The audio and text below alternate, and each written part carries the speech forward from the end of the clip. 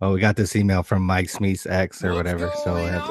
Oh my God, really? You've done a lot of talking, not a lot to see.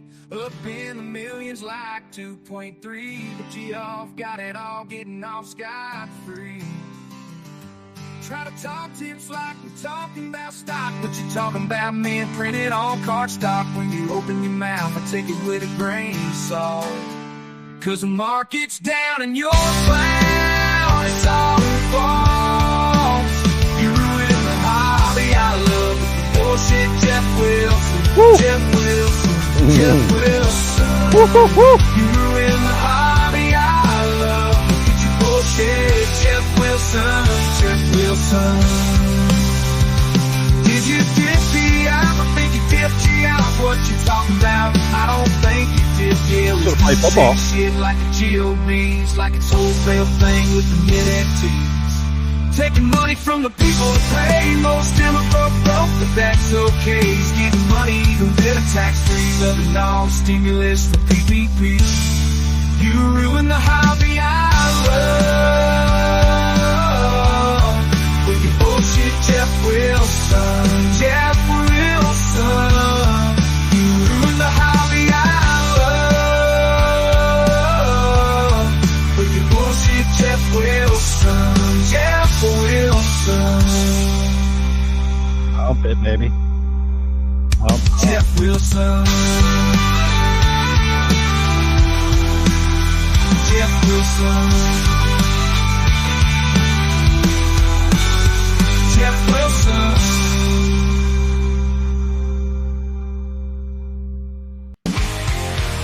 What's going on with that PPP? You've done a lot of talking, not a lot to see.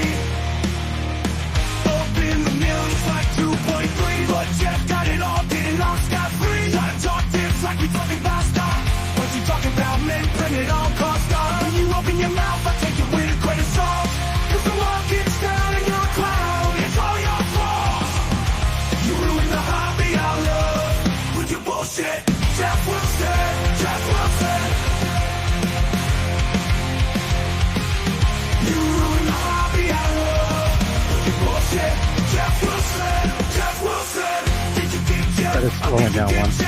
What you talking about? I don't think you did yet. Well, he's doing shady shit like a GOBs, like his wholesale thing with the NFTs. Taking money from the people who pay. Most of them are broke, but that's okay. Woo. He's getting money even better tax-free. Loving all the stimulus from PPP. Cause the market's down and you're a clown, it's all your fault. You ruin the hobby I love with your bullshit. Jeff Wilson, Jeff Wilson. You ruin the hobby I love with your bullshit. Jeff Wilson, Jeff Wilson.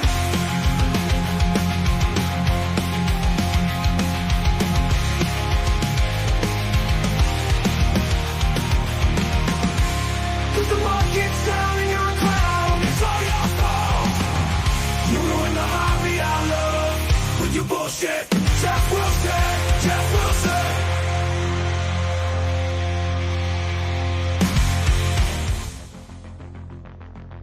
What is going on, everybody? Hopefully, you guys are doing well out there. It is another Thursday night around the globe, around the universe, around the parallel universes here on Sports Card Radio. We got a jam-packed show for you tonight.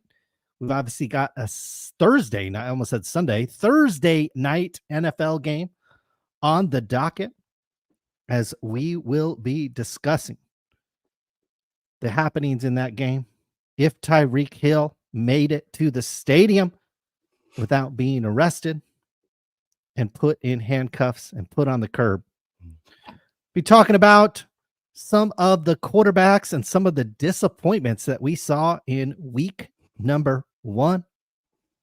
Talk about the pump, the coordinated pump that continues to happen with the star 1984 Michael Jordan, or 85. Is it 84 or 85? One of those. 45.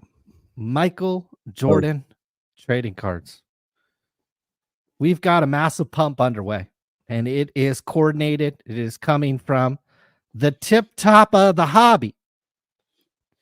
Be also talking about the elections that are happening. Not the less important one that is happening in November, but the most important elections of them all, and that is the sports card radio elections. We are looking for candidates tonight to add to our list for hobby president, hobby first lady. We have Cheap Pumper, also known as the Positivity Chief. Chief of Collectors, very important position. And then we have the Secretary of Defense, where you defend fanatics and the monopoly they continue to create in this hobby. I'm sure most of you saw that Disney, along with its licenses of Marvel and others, extended into the Topps family even further than it already was. So you better believe when Topps and Disney put out a good set. I mean, Disney, Ryan, hasn't made a good movie probably in at least 5 or 6 years, maybe longer than that. I don't watch movies, but I watch some of this crap that my kids are watching. Oh my God, these Marvel movies Trash. are, you can't even, I could sit through Cars 1, Cars 2. I could sit through that and actually watch it and appreciate it. Okay. Those movies were made 10 years ago, 15 years ago. Dude, the Marvel movies they're making now are so bad. You can't, I can't even watch them. I have to turn it off. But we've got a lot to talk about. I don't even have the full agenda in front of me. But we've got a lot. Excuse me. Wow. Who's this? Is this Patrick Mahomes' wife? Or who's this? This is Brittany. Wow. Mahomes. Very, very high quality dress that she has on. Okay. Not sure if you saw Unk or Shannon Sharp was in the news as well, Ryan. I don't think I want to Google that, but I did see there was he had a little mishap with his phone. So have you ever done that, Ryan, where you've gone live? What if Sports Card Radio did that, where we went live and you were with one of your little Tinder dates, or Tim was with his one of the many MILFs that he's working on? Seeing one tonight. Wow. There you go. Really? Married or unmarried? Unmarried. Wow. Okay. Single. Okay. Very nice. No. But we've got a lot to talk about. We are joined as usual by super producer Tim, who's got a date tonight. Maybe we won't stretch this out to the wee hours. I don't particularly have a full bottle of Goose, unfortunately. Clearly, I don't have a drinking problem, considering the only nights that I do drink are here on Thursday night with all of you. If Grey Goose wants to send us a sponsorship, I think we're more than a worthy sponsor of the Mr. Goose bottle. Have to buy a new one before next week's show. We've got important hobby elections. We've got important topics to talk about. But before we get to that, Ryan, how are we doing tonight? Doing amazing. Looks like the Dolphins just got on the scoreboard, so we've got a nice little football game down there in Miami. 7-7. Maybe they missed the extra point. Don't know what's going on there. We're looking at a couple Josh Allen cards that are ending tonight. The pump is on, baby. For the star Michael Jordan card. Here's one ending tonight in 1 hour and 20 minutes. You can bet all the hobby heroes are tracking the sale of this card. It's a BGS 7.59 autograph. $171,000. So this will be interesting to watch. And I can produce one of these. We have one of these laying around here. Ours autograph is like super faded. So I was just trying to get an idea on the price of these. Currently $400 for a Phil Mickelson PSA 9 autograph rookie card from 2002. So a lot of things on the agenda. We get to talk about some of your hobby heroes. The chat, we're going to need you because we need nominations for these hobby elections, very important hobby elections I see the chat is fired up. Share the link. Yeah, here.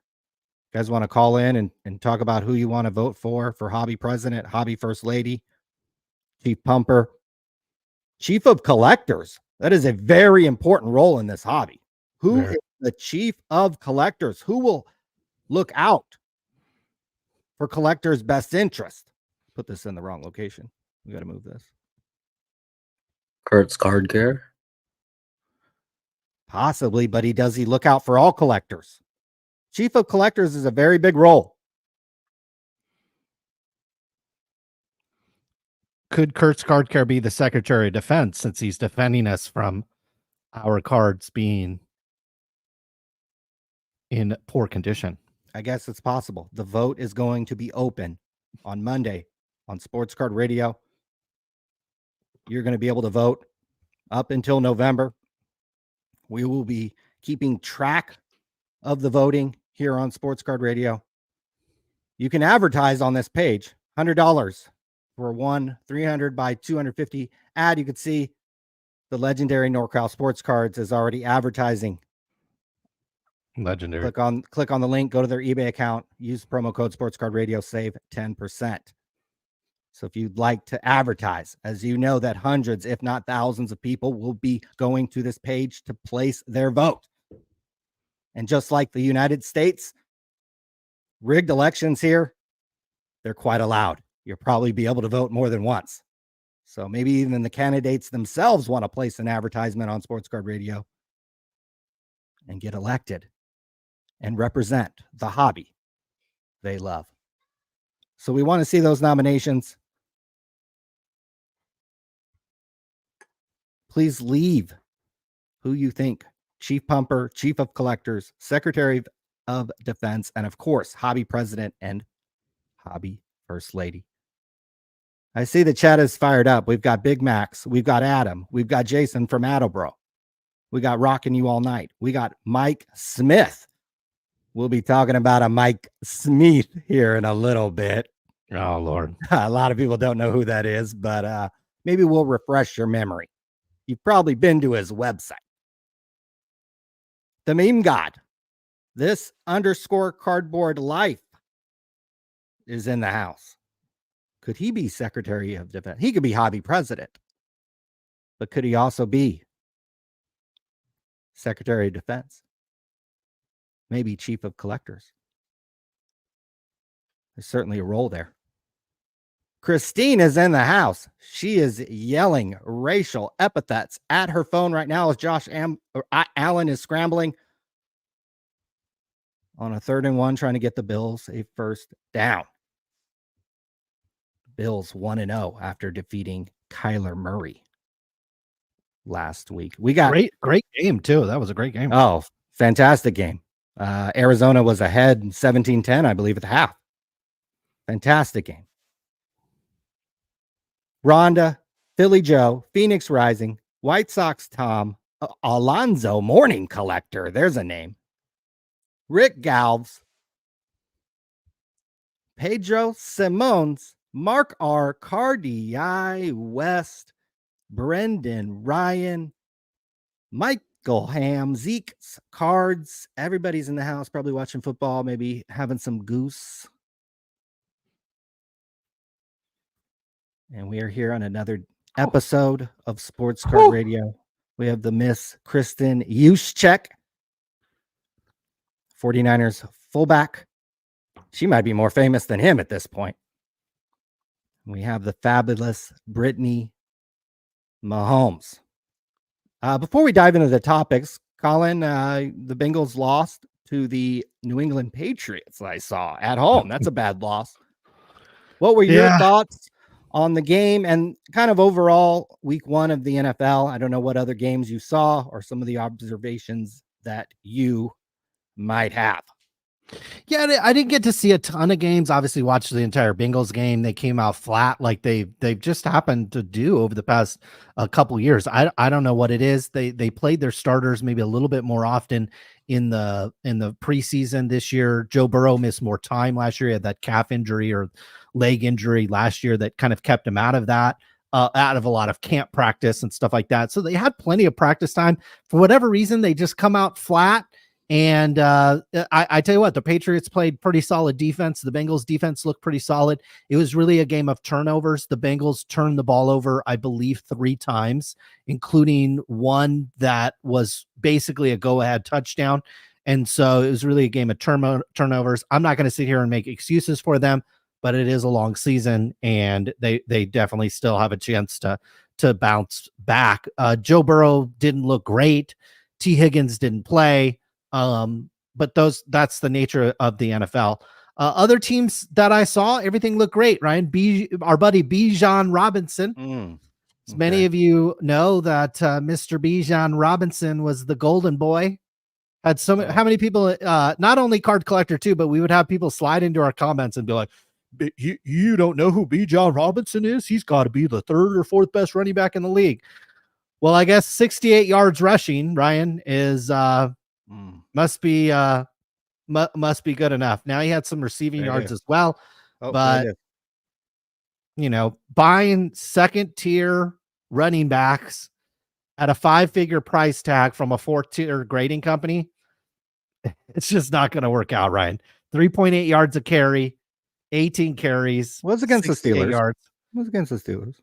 I mean, this isn't the Steelers. This was at home, and this isn't the Steelers of Antonio Brown or that Hines Ward era. This is not a very great Steelers team. The steel curtain.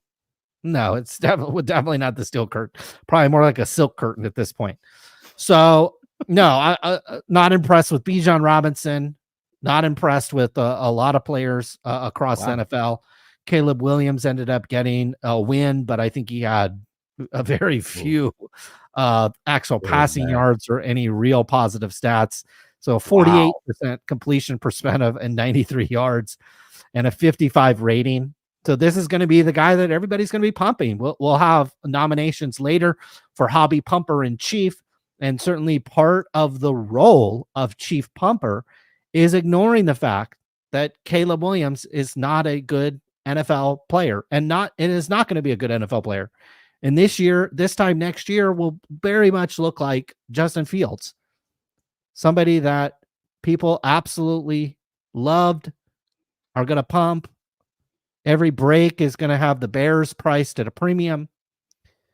Who was the kid that was drafted by Carolina? Bryce Young. Nobody cares about Bryce Young. Looked like absolute trash. Looked like the quarterback that we thought he was coming out of college. Just because a guy gets drafted number 1 doesn't mean he's good. In fact, a lot of times they're not good. Yeah, he was terrible. He was maybe even worse. 43% completion, Ryan. You can walk around. Tomorrow night is Friday night. You can go around this country on a Friday night and find a high school stadium and find high school quarterbacks putting up 43% completion with a big ass football throwing to a bunch of scrubs.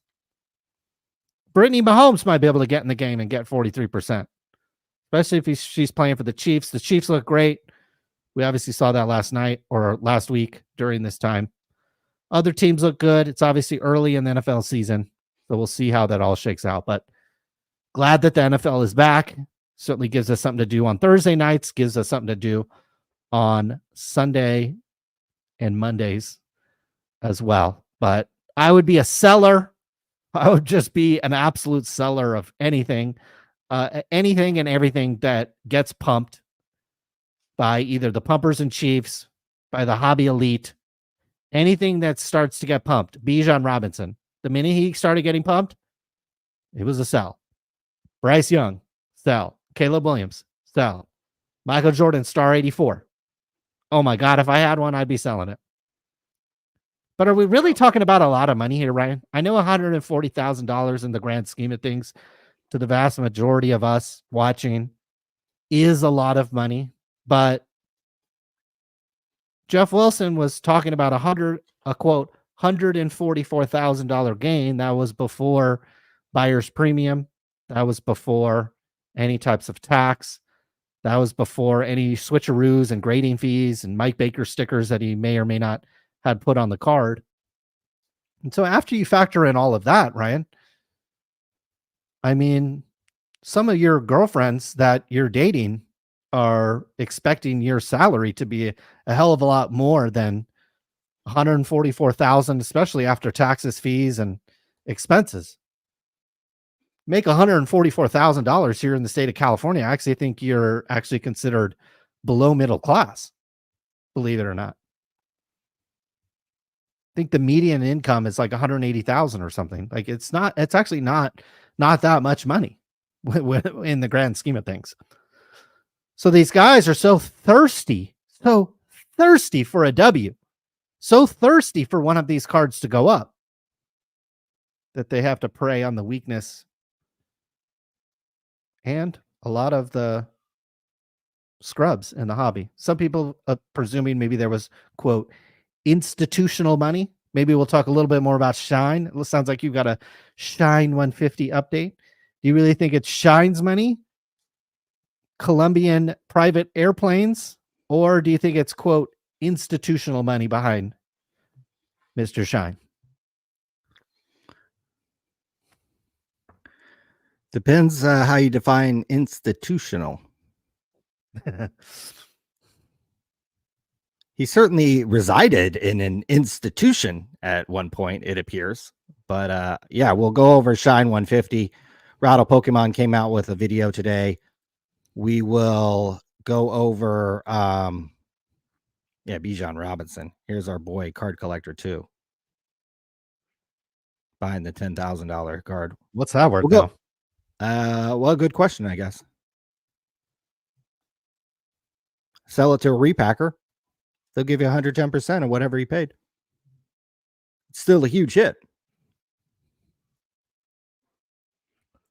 These kids know who Bijan Robinson is before they know who Barry Sanders is. So we get to talk about former hobby hero Mike Smith. His ex-girlfriend emailed Sports Card Radio. Oh my God. Girlfriend or wife? Girlfriend. So this is somebody he dated after the wife, or? I didn't get confirmation of that, but we'll go over the email. Oh boy. Mike Smith, former CEO of cardboardconnection.com. I love the CEO in air quotes.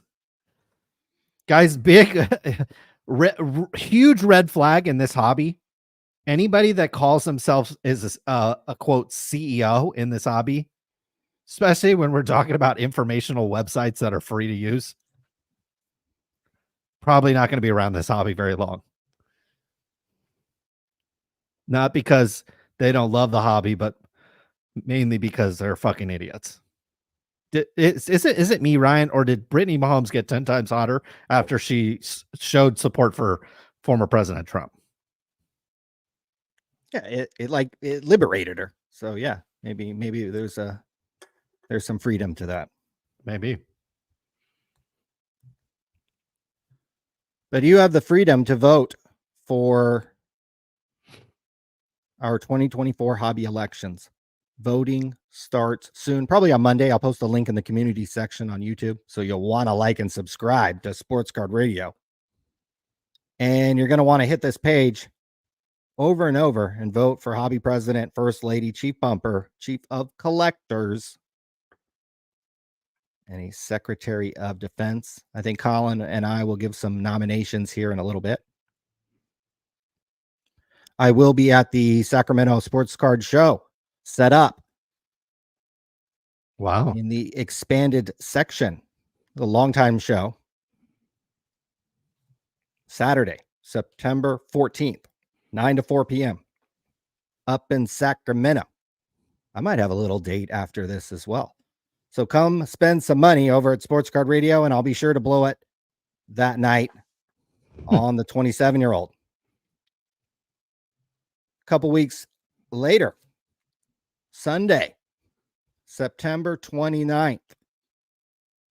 Your football team will probably be 0-4, so you can come to the Lodi Sports Card and Collectible Show. I love these hours, 12 to 5. Sign me up for that. You can get loose on Saturday and still be plenty of time. Get there as a dealer, 12 to 5, 5 hours, free admission, free parking, Lodi Grape Festival. I think the Stockton Con, or not the Stockton Con, the Lodi Lodi Comic Con is the day before. So probably far more men in attendance on Sunday. I will be in attendance, setting up again as a dealer. So come blow some money with Sports Card Radio. What do you want to start with? Do you want to start with our an email from a girlfriend of Mike Smith? Yeah, why You not? want to start with our boy Shine? Let's just start with the email. I would imagine though, a lot of people in the chat maybe not familiar, first of all, with Mike Smith. Certainly probably familiar with Cardboard Connection. Let's get a status check though on Cardboard Connection. I know that the status of the website was kind of hit or miss. Are they back to posting regular articles, or is this still kind of a fluid situation? Look like it's back. Now this website became popular for putting up checklist of products. I wonder where do you think they got that idea to do that, Colin? Where'd that idea come from? Not exactly sure. They probably saw us bawling out doing it, and they decided to pick up. But in all honesty, so long ago, yeah, it was a long time ago. A blessing that they ended up doing that, because I think we both moved on to bigger and better things, and ultimately the companies themselves started doing a better job distributing the checklist. I think we capitalized on the quote putting up checklists on a website game. We came in right at the right time, and I think we got out right at the right time. We made a lot of money with the eBay Partner Network, and the eBay Partner Network has deteriorated its commissions and its cookie length and all that other stuff ever since then. And this is the primary reason why Cardboard Connection cannot afford to continue to put up this type of information, despite them getting a fair amount of traffic and still getting a lot of support within the industry and having people that continue to go to the site, relatively frequently. It's just not profitable to put up this type of content anymore. It just really isn't. For a while there, it was, but you got to know when to say when. You got to know when to pull the plug on a business. And that's what an actual quote real CEO does, right? But all these guys that call themselves a CEO really aren't a CEO and really don't know how to manage a business. They know how to put polo shirts on people. They know how to buy exclusive agreements at the industry summit. They know how to maybe do some SEO. They know how to do some of these things. They know how to get scrubs to work for minimum wage, to work on the site. They know how to do these things. But in the end, do they know when to pull the plug on a business? That's actually something that is very difficult to do. And Mike Smith's certainly not capable of that. And he famously, Ryan, one day, I can't exactly remember the full story. Maybe you remember, but one day he tweeted at us that he would love to see us one day at a card event. Yep. And that he even offered, Ryan, gas money. He offered us gas money at the time, Ryan, just so the audience understands. This was many, many years ago. And again, I don't remember why he said this, but Ryan, Mike Smith said he wanted to see us at a card event, was looking forward to seeing us at a card event. And he offered us gas money to go to the card event. And at the time, Ryan, do you remember the car that I was driving at that time? I think it was like a Mercedes or something. At the time, I was driving a Mercedes-Benz E350. Beautiful car. I actually miss it. Wish I still had a Mercedes. Fucking Teslas are nice, but Mercedes are a hell of a lot nicer. And if they didn't have the gas taxes here in California, I would still have a Mercedes. But Mike Smith offered us gas money. And then very shortly after that, Ryan, we found out that he had not one, not two, not three, not four, not five, but I think we were up to maybe 6 felony counts against them. Different types of felonies that I think he ultimately either had to plead guilty to or were found guilty of. believe he did serve some time, or at the very least was forced into rehab. And I believe he also stole from the Cardboard Connection account that was still collecting money, stole from his Isn't ex-wife. that kind of a wait a minute? We should point out the irony in that he offered us gas money to a card event, and he, after getting arrested for 5 felonies, hacked his wife's Gmail account and then stole $6,000 out of the card, $8,500 from the Cardboard Connection PayPal account, and that caused Cardboard Connection to miss payroll to their meagerly paid employees. So just pointing out how ironic that is. Here's Mr. Mike Smith there. So one of the former hobby heroes, one of the people that people in this industry licked his balls. They did. And defended him.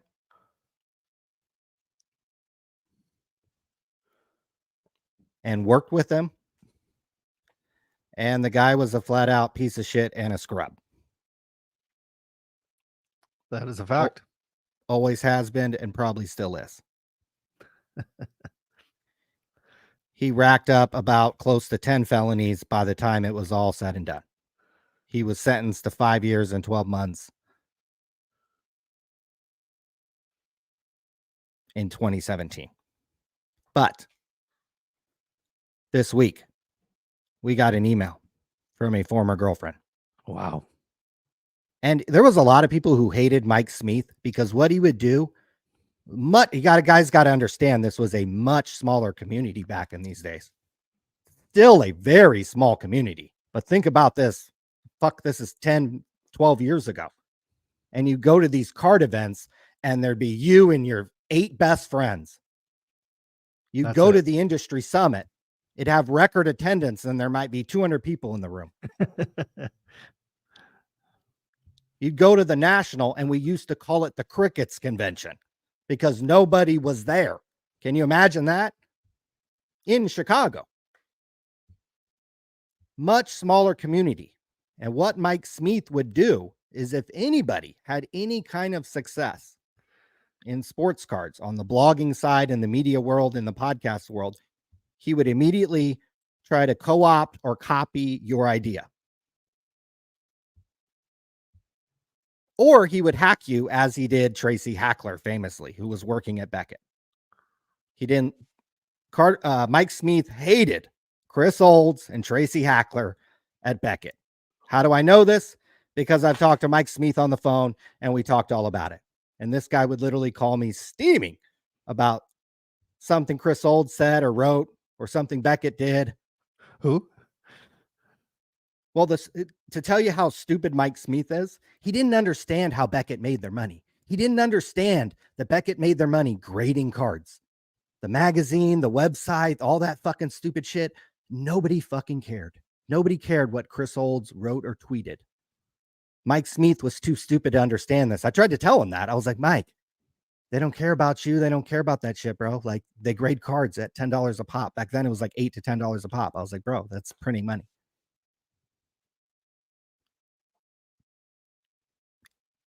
But Mike Smith was hated by the then sports card influencers because if he came up with a good idea, maybe for a contest or for a piece of content, he would immediately steal it and put it on Cardboard Connection. The idea of putting new product checklists, that was an idea that famously Sports Card Radio started around 2009 and 2010.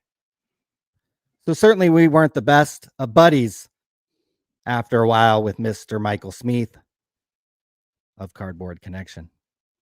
But we did get an email from a supposed ex-girlfriend. It did come with a picture. I didn't show it for her privacy, but she was kind of a little smoke show. Really? But let's get into the email. I saw your podcast about this man, Mike Alexander Smith, who now goes by Mike Smith. I've been a victim of his cyber hacking, and I wanted to reach out to you and you guys for advice on how I should proceed. We dated for a few months and found out after my phone was hacked, the Life 360 app, which is what my family used to track me, that man was a cyber hacker for a living. Talking about Mike Smith. My stepdad's social security checks were stolen by Mike Smith and more. Since then, I've been being stalked by him and still trying to recover my phone back. And now I didn't post a picture of her. She is asking for her advice. My advice is she should slide into my DMs and Well, head she on out did to it already. California. Well, right. Continue to slide into my DMs and maybe head on out to California, and I'll be sure to make things all better. But your thoughts on Mike Smith and him potentially hacking another former girlfriend? I mean, it sounds, it certainly doesn't surprise me. Again, then this was a man with very few skills. When we say, Ryan, that he tried to copy Beckett, or he tried to copy what other people were doing in the industry, he didn't do any of it. He somehow convinced a group of individuals, Oh, man. who we don't necessarily need to get into, but they're all more or less still in the hobby in one way or another. Some of them have actually prominent positions at either websites or at distributors, I believe. Some have podcasts and shows still. For some reason, these people didn't have the ability or the foresight to understand what this guy was really all about. And they would do the work. They would put out content, which I'm sure if you go ask many of them, they probably regret doing that because they were not paid. When we would go to the industry summit, Ryan, would we stay at the Orleans? Where it was like, I don't know, it's like $40 a night or something to stay at the Orleans in the best room ever. Like you could literally stay in the best room at the Orleans and it's like probably $80 or whatever. Maybe not now because Vegas is fucking like, it's like the National. It's like fucking people will show up in the shithole town of Cleveland where they're stealing your dogs and your cats and your ducks and cooking them for dinner. People will show up there. But we would show up at the Orleans, Ryan. We would be staying at, one of the fine establishments on the strip. Usually a 1-bedroom, 2-bedroom kind of wraparound suite. But all the little cardboard connection, little minions would be running around the Orleans. I think they would call him CEO. I think he even made them call him CEO or boss or one of those.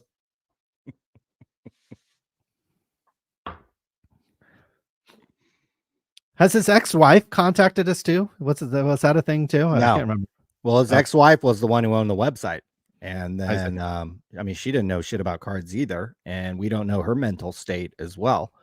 So, yeah, it was only a matter of time before this. I mean, if it weren't for the sports card boom, this website probably would have ended 3 or 4 years ago. The sports card boom probably saved this website because it drove a bunch of newbies, to this website who had never been before. The Jeff Wilson types who came into this hobby. And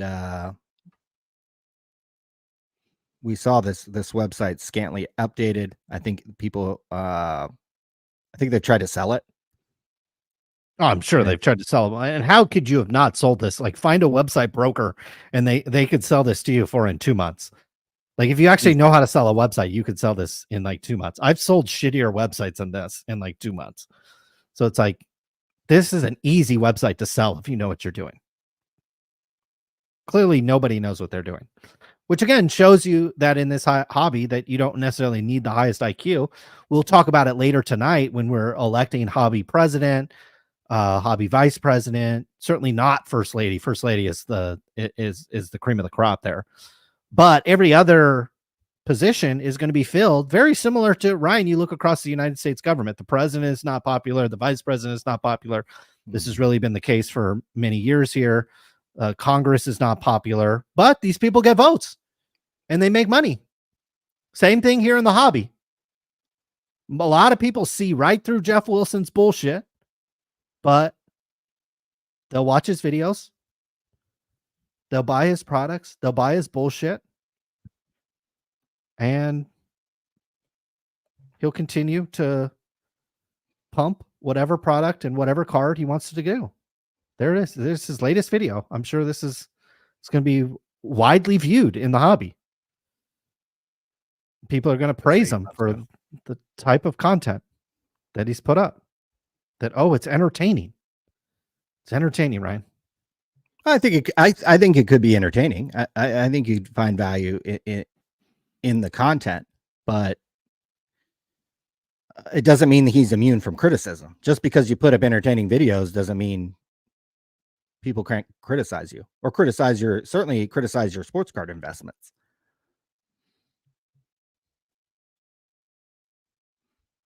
And Jeff Wilson is certainly in the running for hobby president. I mean, this is a man that absolutely would run and blow all his PPP and his wife's money running for hobby president. So Jeff Wilson, $100, and you get a 300 by 250 ad on Sports Card Radio and can appear at the top of the page. Great way to get people to vote for you would be to advertise right over here on Sports Card Radio. So we hope to hear from Jeff Wilson sometime very, very soon. But Mr. Alexander Smith, so the very attractive young female who emailed Sports Card Radio about Mike Smith, get away from this man as fast as you can. I mean, this guy's got red flags dripping off of him. I mean, he's a walking red flag. I'm sure you've done some Googling and seen some of his past exploits that include drug and firearm arrests. He also threatened to kill somebody.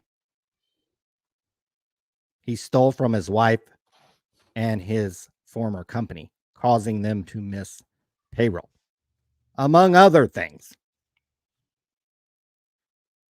Get away from this man. You are a very attractive girl. Lots of other men who would love to have your attention. And if you're ever out in California, you can certainly hit up Sports Card Radio and we will be there for you. Any other thoughts on our boy Michael Alexander Smith? No, I mean, we've gone buried this guy, and here we are still around in this hobby. He's still tormenting smoke shows around the country, and we continue to do our thing over here at Sports Card Radio, and we are going to be the cockroaches of this industry.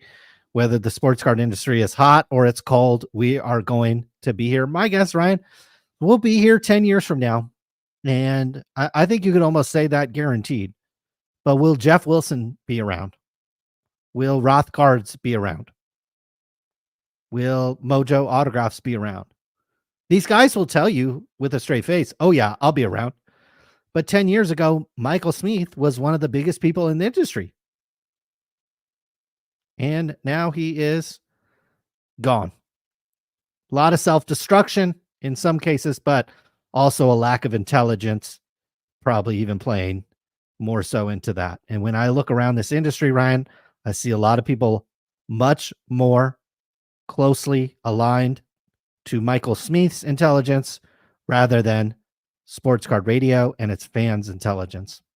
That is why we will continue to be here, continue to go strong, and continue to polish off bottles of goose in about 3 or 4 episodes. I think this lasted about 3 episodes. I'm going to go to Costco before next week's show and buy the giant bottle. So we're gonna be set. We're gonna be set. That's the Kirkland brand is supposed to be Grey Goose. Kirkland is, I don't know if I can They I don't know if bottle I the can same. the problem is like for me, I'm big on image. And I think if I showed up with a bottle of Kirkland, that's very much like me showing up with like an Apple Watch on. You just can't do it. Just can't do it. It'd be like me putting my clothes in anything other than Louis Vuitton. Once you go to the goose, you can't go back. I also want to support the geese and the animal life after what's been going on in the great state of Ohio. I want to support animal life and wildlife since certainly under attack in this country. I don't believe Google. Anything that Google says in their AI, I would not believe it. Okay.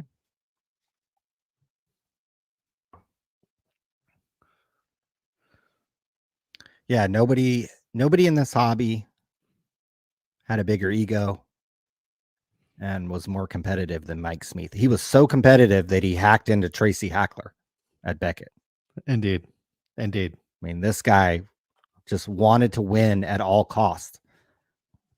But he forgot to actually learn the business of sports cards because he didn't realize how Beckett made money. He thought Beckett made money by stupid clicks on back then it was a blog. And the guy was just a fucking complete moron. But as he's treating our lovely young lady from the South, we can see Mike Smith certainly lacked some brain cells. Perhaps it was some of the drugs he was using and or taking. Speaking of drugs, that's a perfect segue. There it is. Speaking of drugs, it's 17.7 bills, by the way. Oh boy. Wow. Our girl Christine is over here. Our girl Christine is getting the champagne on ice, getting the cigars cut. She's rolling the blunts. She's getting the bingo cards ready, baby. 17.7 on the road. Tua's thrown a couple picks, it looks like. Ooh. Mike McDaniel over there looking like he needs a haircut. So He looks like he and Shine could be in the same business. Maybe he gonna be hitting up Shine here pretty soon. I think he already does. Got to stay up late nights watching tape. Should we talk about our boy Shine? Because it's third consecutive week. I know we're talking about. We attacked him one week, or we were attacking him, I guess, or whatever it is. Yeah, we were attacking him. Yeah, what a poor guy.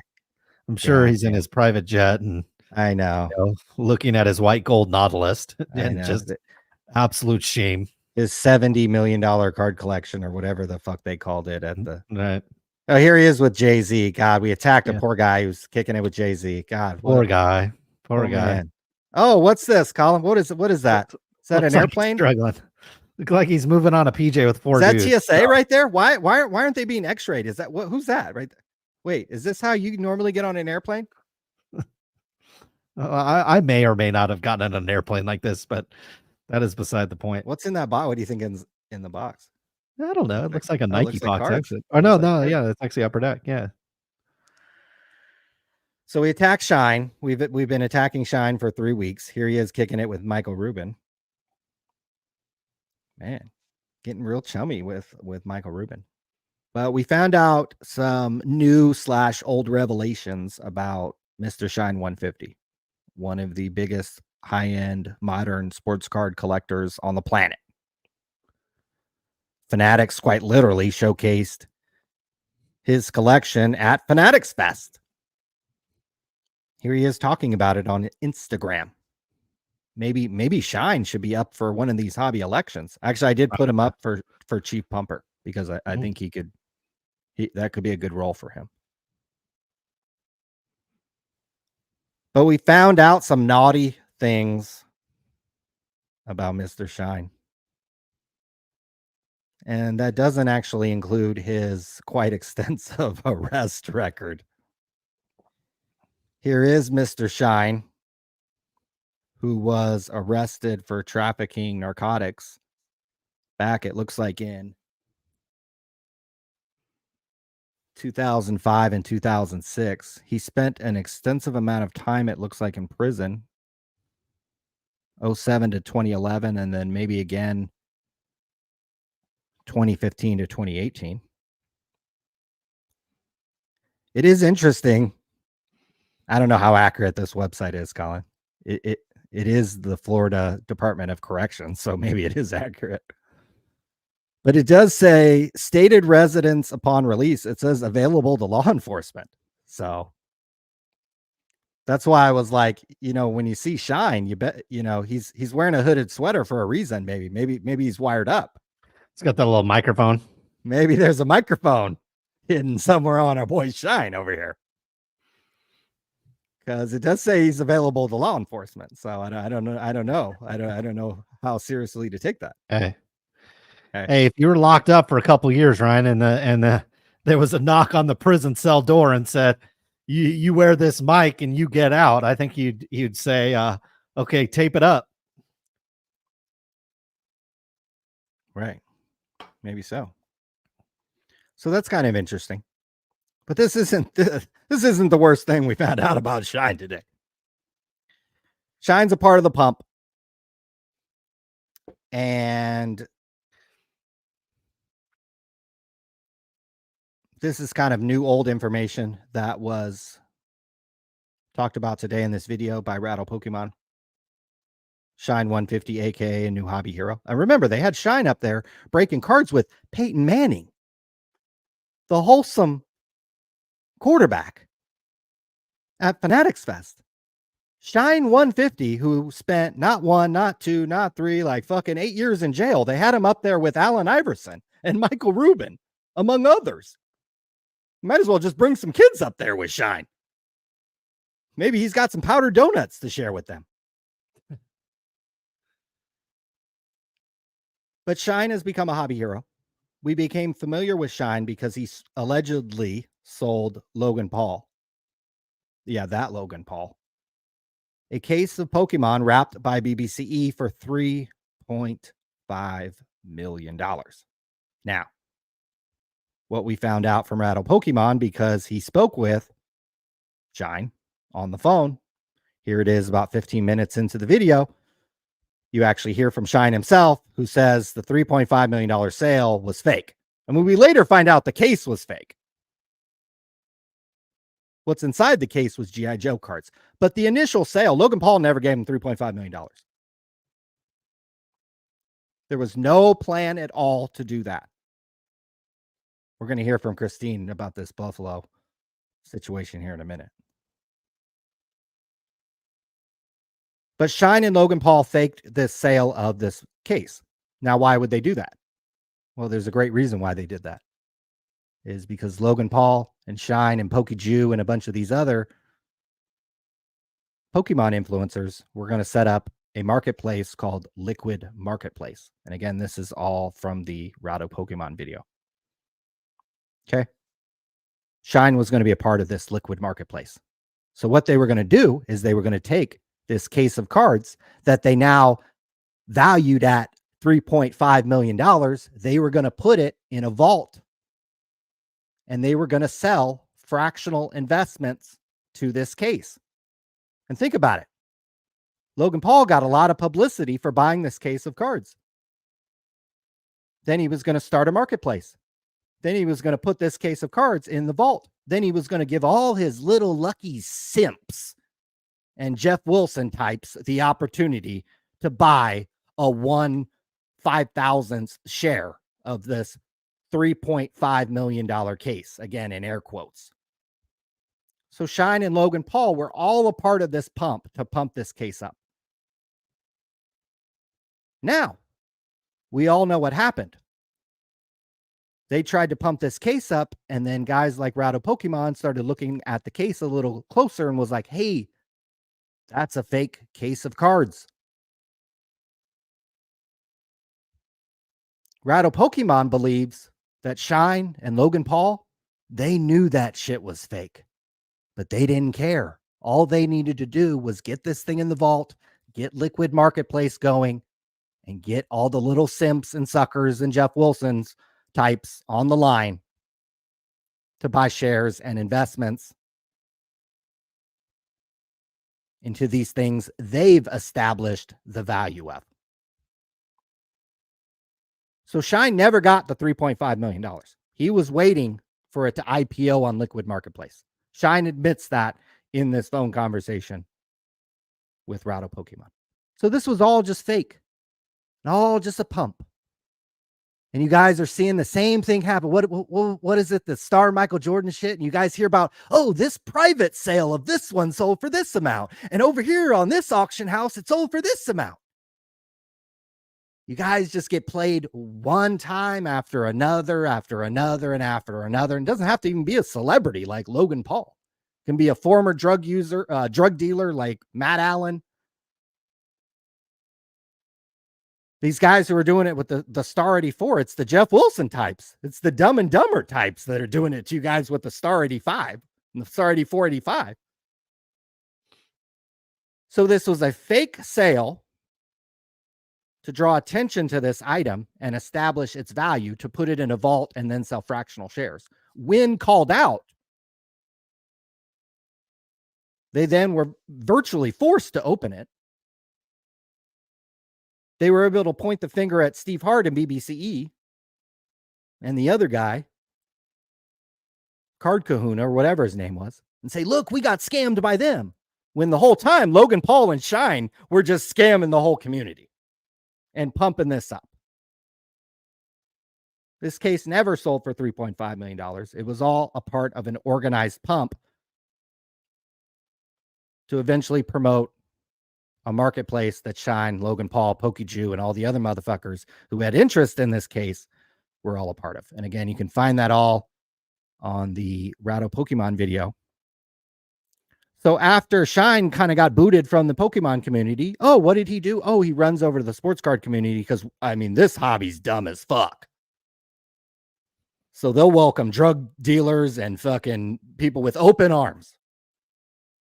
Let's cancel sports card radio. Let's ban sports card radio from events. But goddamn, if you're a fucking coke dealer who spent 9 years in prison and you just pulled off this $3.5 million ruse on the Pokemon community, come on over to sports cards and, oh boy, we'll take your money.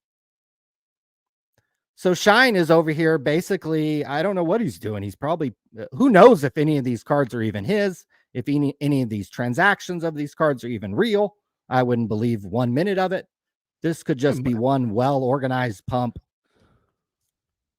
by God knows how many people or who. Maybe he's an FBI informant. Maybe he's still slanging drugs. I doubt he just loves these fucking cards and he just wants to collect them. We saw his motives and his intentions over here. In the background, this guy is pulling off some moves. And so maybe his moves with sports cards, they're not quite done yet, and we're still watching them. Your thoughts? Oh, Mr. Shine 150 and his little sleazy ways. Yeah, I just feel like this is not just something that I see in the sports card world or the Pokemon world, or I see it in finance. The guys that pump the dog shit crypto, the dog shit NFTs, the dog shit companies. These are some of the people with the biggest audiences and the biggest influence in the hobby. If you have influence, people don't question you. They don't question your background. They don't question if you've been to jail. If you're buddies with Logan Paul, who has a lot of influence and a lot of eyeballs on him, they don't question. If you're BBCE, you don't question. You don't get questioned. Oh, it's wrapped. Oh, it's graded by PSA. Oh, it must be real. Must not be trimmed. And there's a lot of little simps in the hobby. In fact, there's more simps and dick riders in this hobby than there are people with brain cells. You can just look at all the people. I mean, Ryan, literally, people are getting into our comments. I've been watching AI8 Sports videos that he's been doing on Jeff Wilson. Literally, people get in the comments on the YouTube and the IG, and they literally clock in and defend Jeff. Jeff is trying to pump the shit out of a card he might not even own.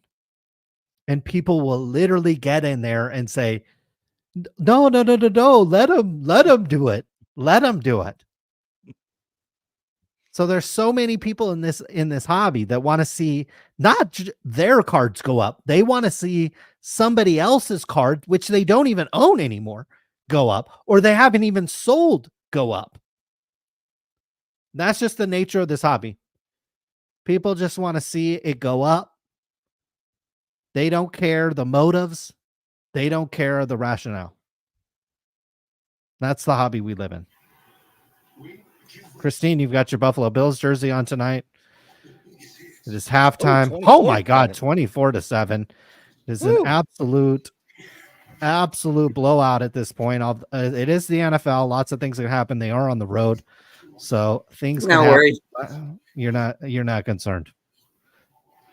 No, it's Miami, and we get the ball back first in the second half. Not worried at all. Nothing wrong with that.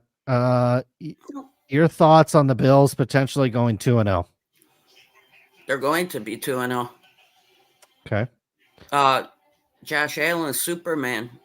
I mean, Arizona just dominated first half, and Josh Allen was like, "Nah, I think I'm going to take this game over," and that was it. Would you attend a dirty bingo night with Josh Allen?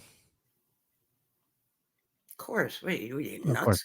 Does Josh Allen, I know we have Brittany Mahomes, we have the tight end for the 49ers, which nobody even knows who that is.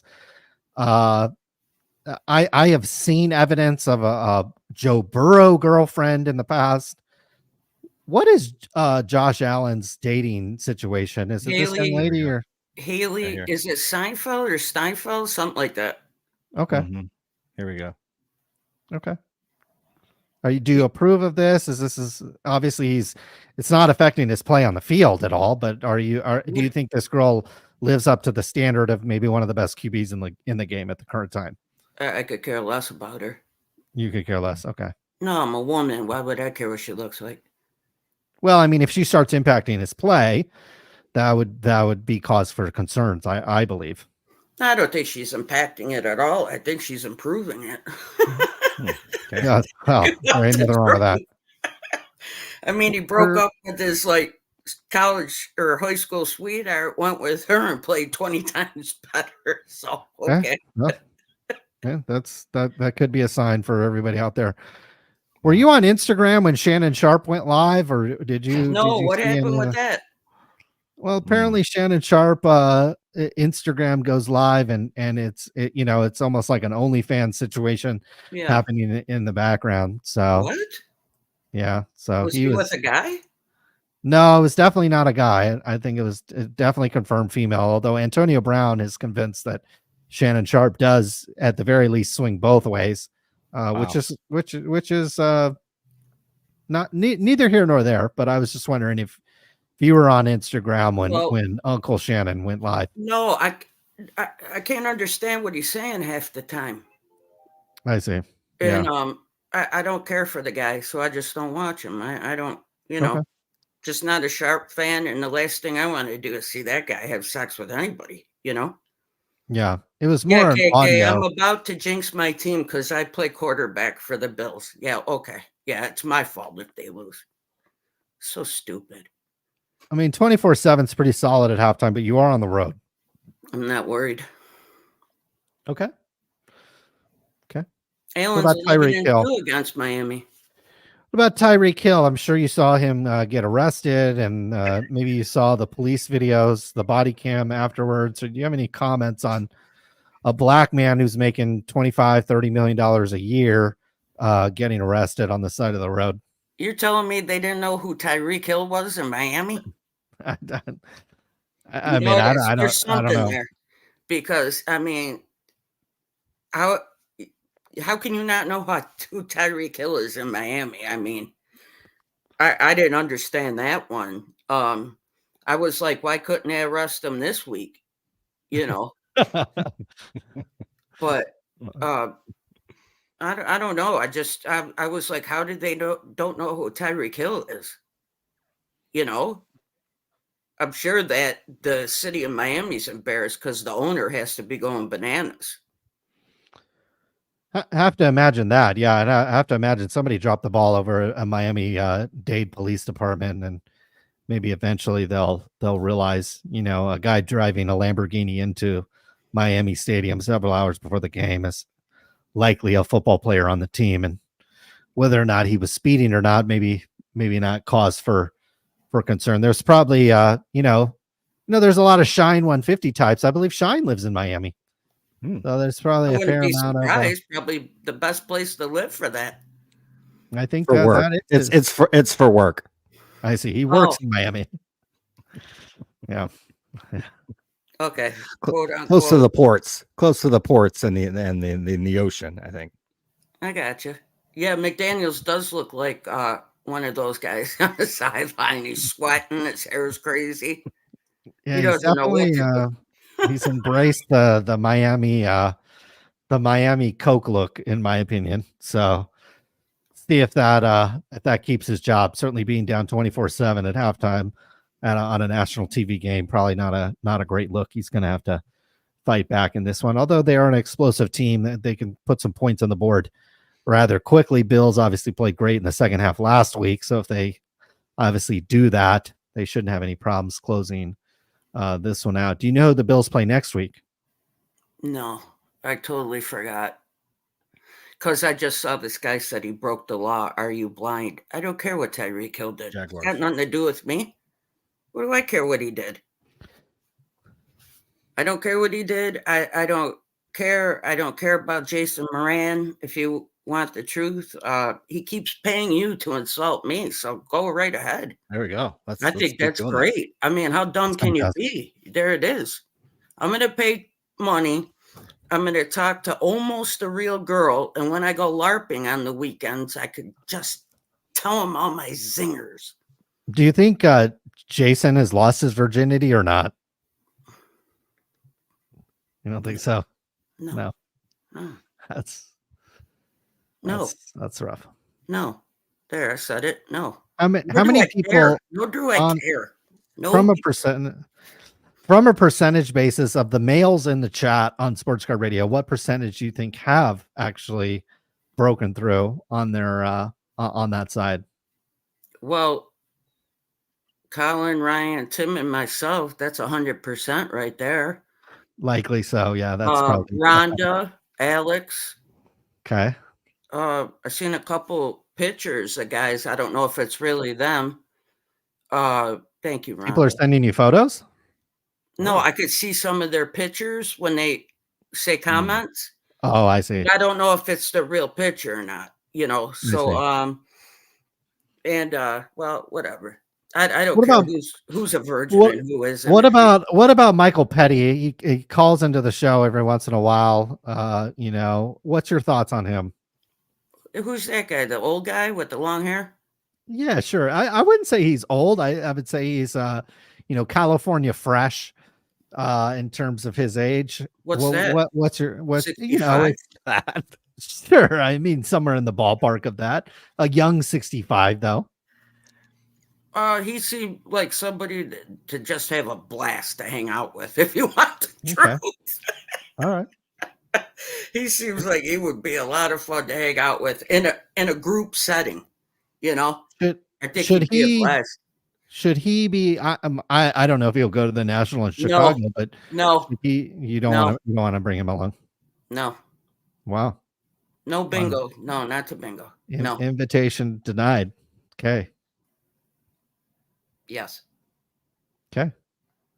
He says here that you're going to hang out. I know that's him.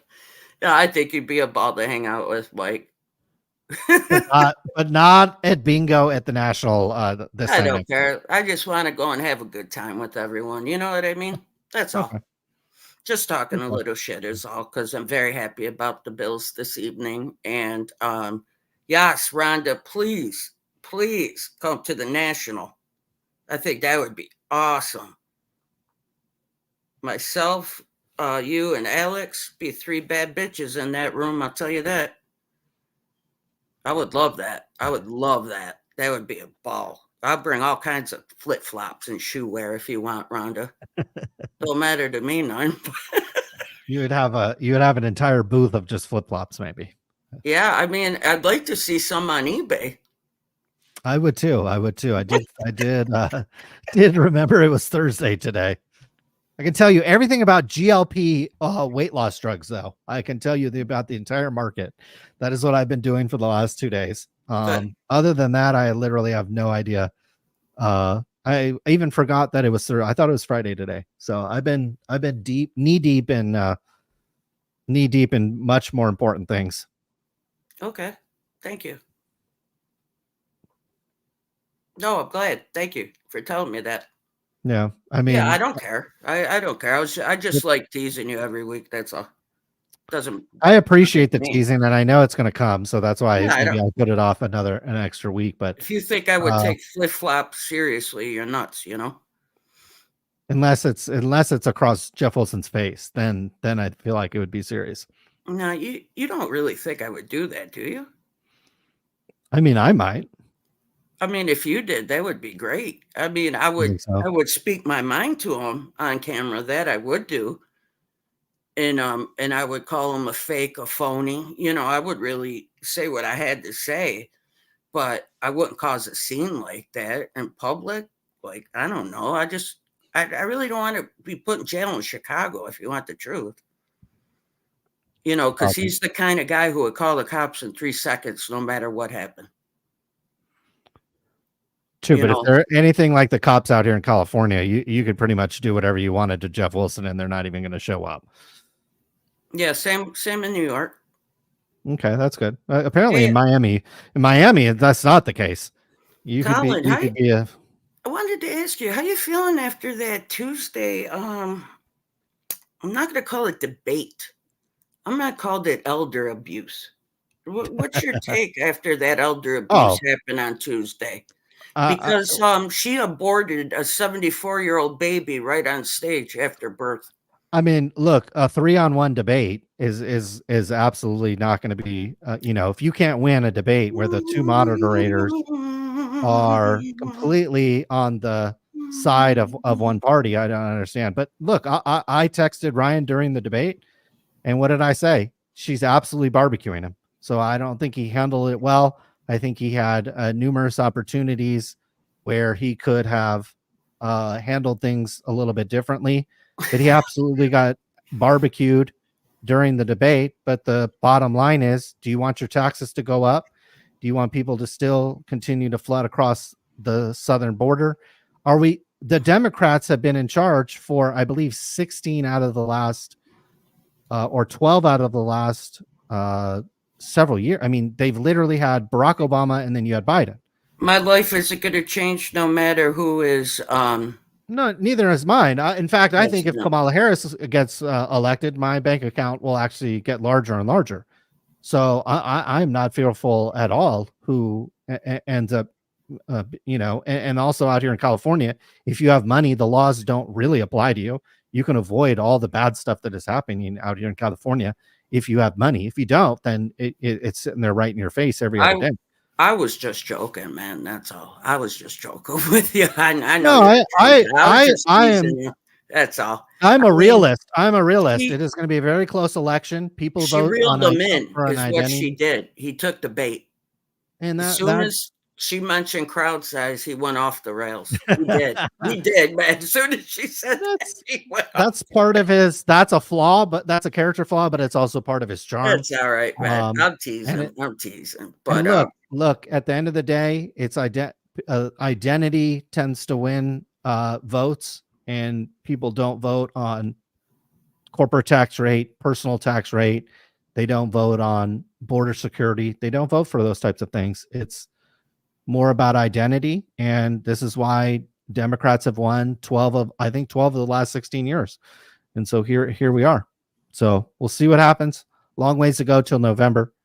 It's a coin flip, in my opinion, and it'll continue to be a coin flip until election day. And we'll see if they count all the votes. If they count all the votes, it'll be close. So, hobby president, I'm going to vote Ryan. Do you have any nominees? Ryan and Colin. First lady, I'm going to vote for Alex. Wow. Let's see. You're on there too. Chief Pumper. I don't even want to know what that means, but that's Jeff Wilson. Okay. Chief Go of at 'em. Collectors just sounds stupid. Okay. And what's Secretary of Defense? What's the point of that? You've got to defend the hobby. You have to defend people Sports like car Sports Car- radio in a good No, way. but In a no, but good you way. have to defend us because we're telling you not to buy. We're telling you not to buy into the pump. You've got to have actually somebody Oh. defend us and keep us out of the ear of people. We're like Trump. We're Oh, telling the like- truth. We're trying to oh. drain the swamp, and you've actually got it. This is why people hate Trump, because he wants to drain the swamp, wants to get rid of all the incumbents and all of the bureaucracy. Mojo. Mojo, okay. Mojo. Yeah. What's Chief of Collectors? Got to be Shine, right? I think Shine's a great option for that. Okay. Yeah, I'm serious. I mean, he's got some phenomenal cards, and I'm not talking about the guy bad. I'm just saying he's got a nice collection. He doesn't have a bad collection. I don't know. Do you think he actually owns the cards, or is it a front for something else? Like I said last week, none of my business what a man does for a living. Okay. What if you're dating the man? Do you care what he does for a living, or is it not matter? I choose not to answer that. Okay, fair enough. Just for a reason, and when I see you guys in person, I think you'll understand. You'll understand why. Okay. But where's Jason Moran? Is he calling in? I mean, he's more than welcome to call in. We would love to have him on. Did his Love to mother have pay his anybody phone on. bill this week? I mean, apparently he has internet, so it's somebody is paying the bill. Maybe it's Shine. I'll pay his phone bill if he happens to call in this week. So see what happens. But yeah. Well, thank you guys. I appreciate seeing you guys as always this week. Always. Great. You're not even drinking the goose and your buttons are getting unbuttoned, buddy. Wow. Yeah, Colin's still feeling it from last Thursday. All right. I'm feeling great. Yeah, I'm like feeling to great. see. I'm feeling great. I'm thinking about if it was not a Thursday night and I didn't live in a small farm town, I might think about going out tonight, but I will be going to bed after this. I'm So going out all weekend this weekend. I'll tell you that. nothing wrong with that. Nothing wrong with I that. have a good time this weekend. So it was great seeing you guys. Thank you for having me No on as usual. I'll listen to the rest of the show while I'm watching the game. Okay. Okay, sounds good. Sounds great. Good luck Love you to the guys. Bills. Have a great night. Appreciate it. Thank you. Same. Looks like the Bills have 14-point lead heading into halftime with the Dolphins. Did they get a field goal there at the end? Mm-hmm. So now they are 2 scores down on a team that can strike with that deep shot, although the Bills will probably be playing double high safety for the rest of the game, I guess, preventing the over the top throws. So the Dolphins will have to get it done. Dink and dunk, which might not be Mr. Tua's forte. He looks like he's 13 of 18 at halftime with 2 interceptions. Josh Allen is 9 of 13, 108 yards with a little touchy touch. James Cook has 5 carries and 60 yards and the deuce 2 TDs. That is 2 TTs more than I believe Bijan motherfucking Robinson. In fact, that stat line, 5 carries, 60 yards, 2 TTs, I believe is as good or better than Mr. Bijan Robinson. Although Bijan, I think, had maybe 30 or 40 yards receiving as well. So he had, 110 total yards. But Ryan, are we paying 5 figures for a guy that 3.8 yards a carry in a loss and maybe 110 total yards? Just doesn't seem like a wise financial decision. But then again, speaking of card collector too, where does he fit on here? Is he chief pumper? Is he president? Is he chief of collectors? I don't think card collector too is president material. Okay. I don't was he born in the United States? I First don't even lady? know. Oh, my bad. My bad. Sorry. I don't even know if he knows what a lady even looks like or has touched one recently. I would put him probably chief of collectors. He is card collector too, Ryan. That's true. Even though he shows himself mainly buying and flipping cards, he is known as Card Collector 2. Okay. And I think He's part in. of Chief of Collectors, you've got to appeal to all ages. And Mr. Card Collector 2 feels like somebody that appeals, Ryan, to that younger demographic in a hobby. Secretary Defense, Ryan, you've got to have Mr. You got to have God, I always forget his name. Great Curator there. Because he wanted to put the tight-knit iron circle around the hobby. And so I think the Curator, in terms of defense, certainly has the pedigree in the background to be a position that he could absolutely thrive at. Okay. He's in. Going to be able to vote for Great Creator. I also put him as Chief Pumper as well. So he's on there twice. So Could that's have exciting. a dual role. Yep. That's right. Jason says Shine wouldn't let Christine clean the G5. Oh, right. We have somebody that probably should make the list, Ryan, in terms of candidates. Mr. Okay. Let's see where he wants Mike to be. Petty is calling in tonight. How you doing, sir? What's up, flapjacks? Doing great. How are you? Could be better. Could just hanging out with my boy CC2. He's the best. Chief Breaker. Emphasis on boy. Whatever that guy is, he's a dope, isn't he? There he is. I kind of used to look like that with those big ears. Wow. Look at him. What a handsome kid. I like when he goes, "Oh my God, oh my God, oh my God. I got a Wembley. I got a Dijon Robinson." How much Can you guys how much hear hair me? gel do you think he puts on his hair? Not as much as I do. No, Really? well, Yours looks very, very natural and flowing. Are you there? I'm still here. Oh, there you are. I was a little thrown off here. I have a little bit of a delay. Yeah, that's bad gel. That's bad hair products that he's using. I don't know what the fuck that stuff is, but it's not good.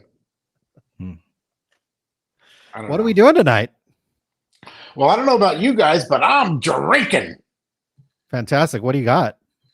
I got this little bottle of Red Breast I'm still working on. You said breast. Very nice. Not like, oh yeah, you gotta love it. Somebody got Mickey mantled. So Christine doesn't want me to go to her dirty bingo party, huh? Sounded like she wanted to hang out with you, but not at the bingo. Huh. Well, she doesn't want me to see her naked or what? And that I can't comment on, but I can think we definitely have an affirmative that I think she definitely said you were somebody she wanted to hang out with, but maybe not at the bingo night. Oh, I don't even know how to play that. I'm up to into Nude Twister instead. Nude Twister, really? Patty looking like throw mama from the train. So with nude Twister, is this a new phenomenon, or is this something you've been doing for a while? Oh, that was back in the day. We used to play. That's when I could actually move and stretch. Now I can barely stand, as you well know. You can barely stand. Yeah. Why is that? Is it too much nude Twister? Well, fat, drunk, and stupid is no way to go through life, son. That's what they say. That is what they say. Have you been buying anything recently? You know me. I'm always buying something. Baseball card wise, have you baseball cards? Yeah. Oh yeah, I'm always buying baseball cards. I'm sure you've been buying auctions everywhere. Auctions everywhere. 2024 Topps Chrome Baseball came out. I'm sure you've been. Of course, I've been buying cases, mega cases, hobby boxes, hangers, bangers. I'm buying it all because I want a big hit. I need, if I wanted a big hit, I'd smoke a bong. That's the only big hit that I want. I don't need any of these big hits. Because the fact is there's no hits. I mean, what are you going to hit? I mean, if you're an influencer, I think that the hits just get preloaded for you in the box. But they're just nothing. I mean, look at that shit. It's just garbage after garbage, the same shit. Don't they know that if they keep buying it, that they're going to keep printing more? I guess they haven't figured that out, the supply and demand yet. How there's like, I read the other day there's like 92,000 cards in that one set. I don't know which set. It could be the composite or the nebulous or the 20. I don't know. There's like 3,000 sets. There's 90,000 cards with parallel rookie cards. Everybody's got 3,000 cards as a rookie. You can't collect them. People just want the one card and then they throw the rest away. It's just goddamn ridiculous, if you ask me. I mean, it's just what the hobby is. Just a fucking joke of a joke. And these guys are these influencers. I mean, it's all going to end bad. I really don't give a shit. I hope I live long enough to see it all crash to the floor again. Going back to the marijuana, what was your love it. apparatus of choice? Were you a blunt, a joint, a bong, a pipe? No, I love the bong. I'd keep it right down here. In fact, I had it under here for 2 years just thinking about it, even though I wasn't smoking. Finally put it outside. But yeah, I just loved it. Loved me and the bong. That was my best friend. That was your wow. Yeah. So no Topps Chrome basketball for you, but maybe a bong with a little Oh shit! I wish I would have. I spend money on the baseball cards now. I probably would spend, I don't know, $2,000 a month on Bud at one point. $2,000 a month, maybe. Wow. I don't know. It was like a quarter ounce a week I was smoking, and then I would buy it at like 3 ounces at a time just for fun because I didn't want to get caught short. Sure. If you're running a quarter ounce a week, you've got to have. Yeah, you don't want to get caught holding the bag. No, empty bag. Yeah. It's always a sad day when you had to scrape shit. maybe the bowl and the days of smoking resins. But since they have the pot shops everywhere here, it was pretty easy. No more resin days for you anymore. Yeah, and that's when I kind of lost the fascination with it too. I think there was just something to the old pot. I think got me much more stoned. I mean, they say that the new pot, they have all the numbers and tests and shit on it, never gets you stoned. I don't know. Wow.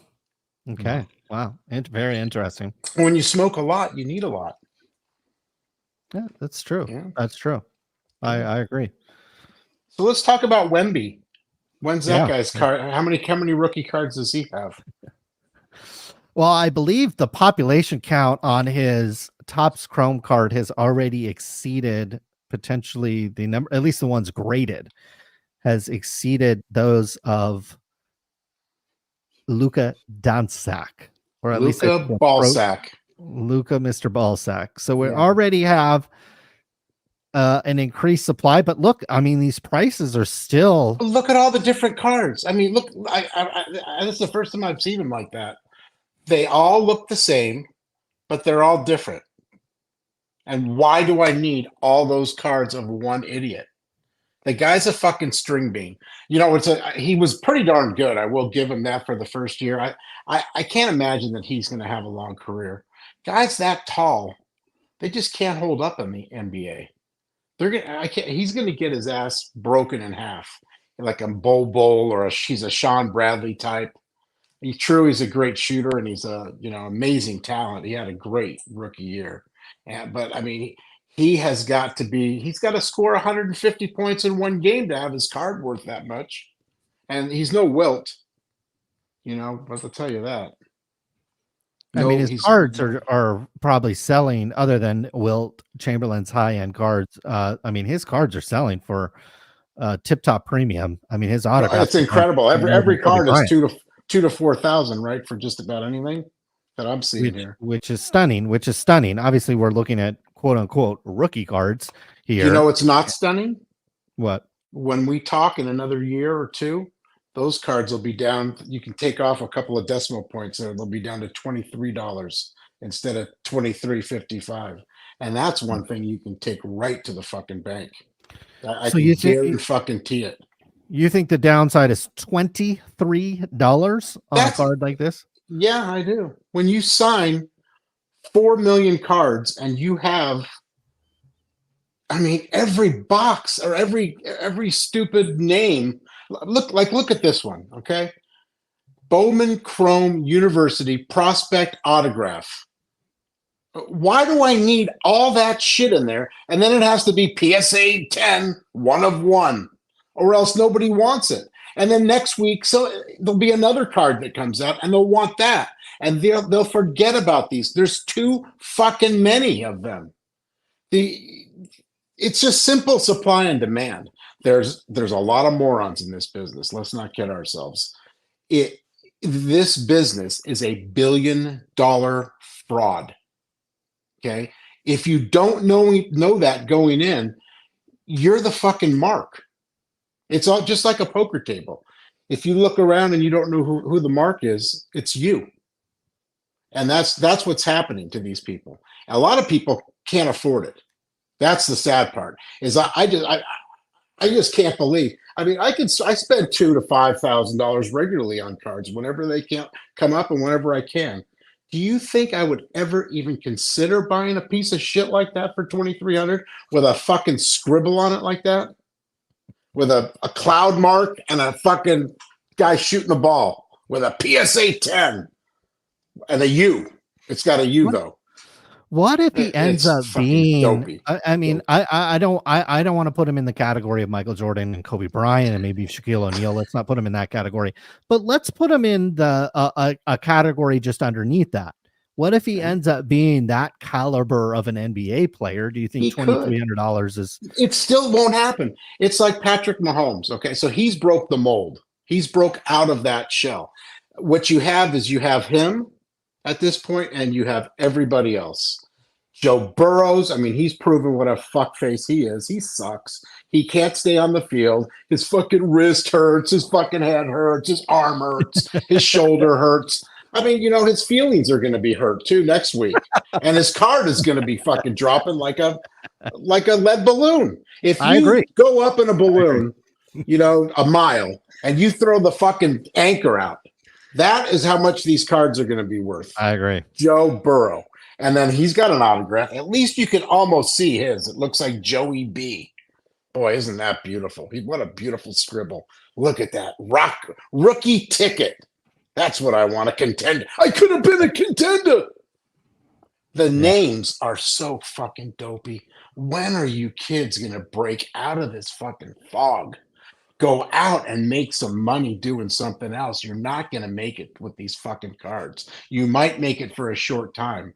But if you're thinking that these things are going to go up in value, you're living in a fucking fantasy land. I'll tell you that right now.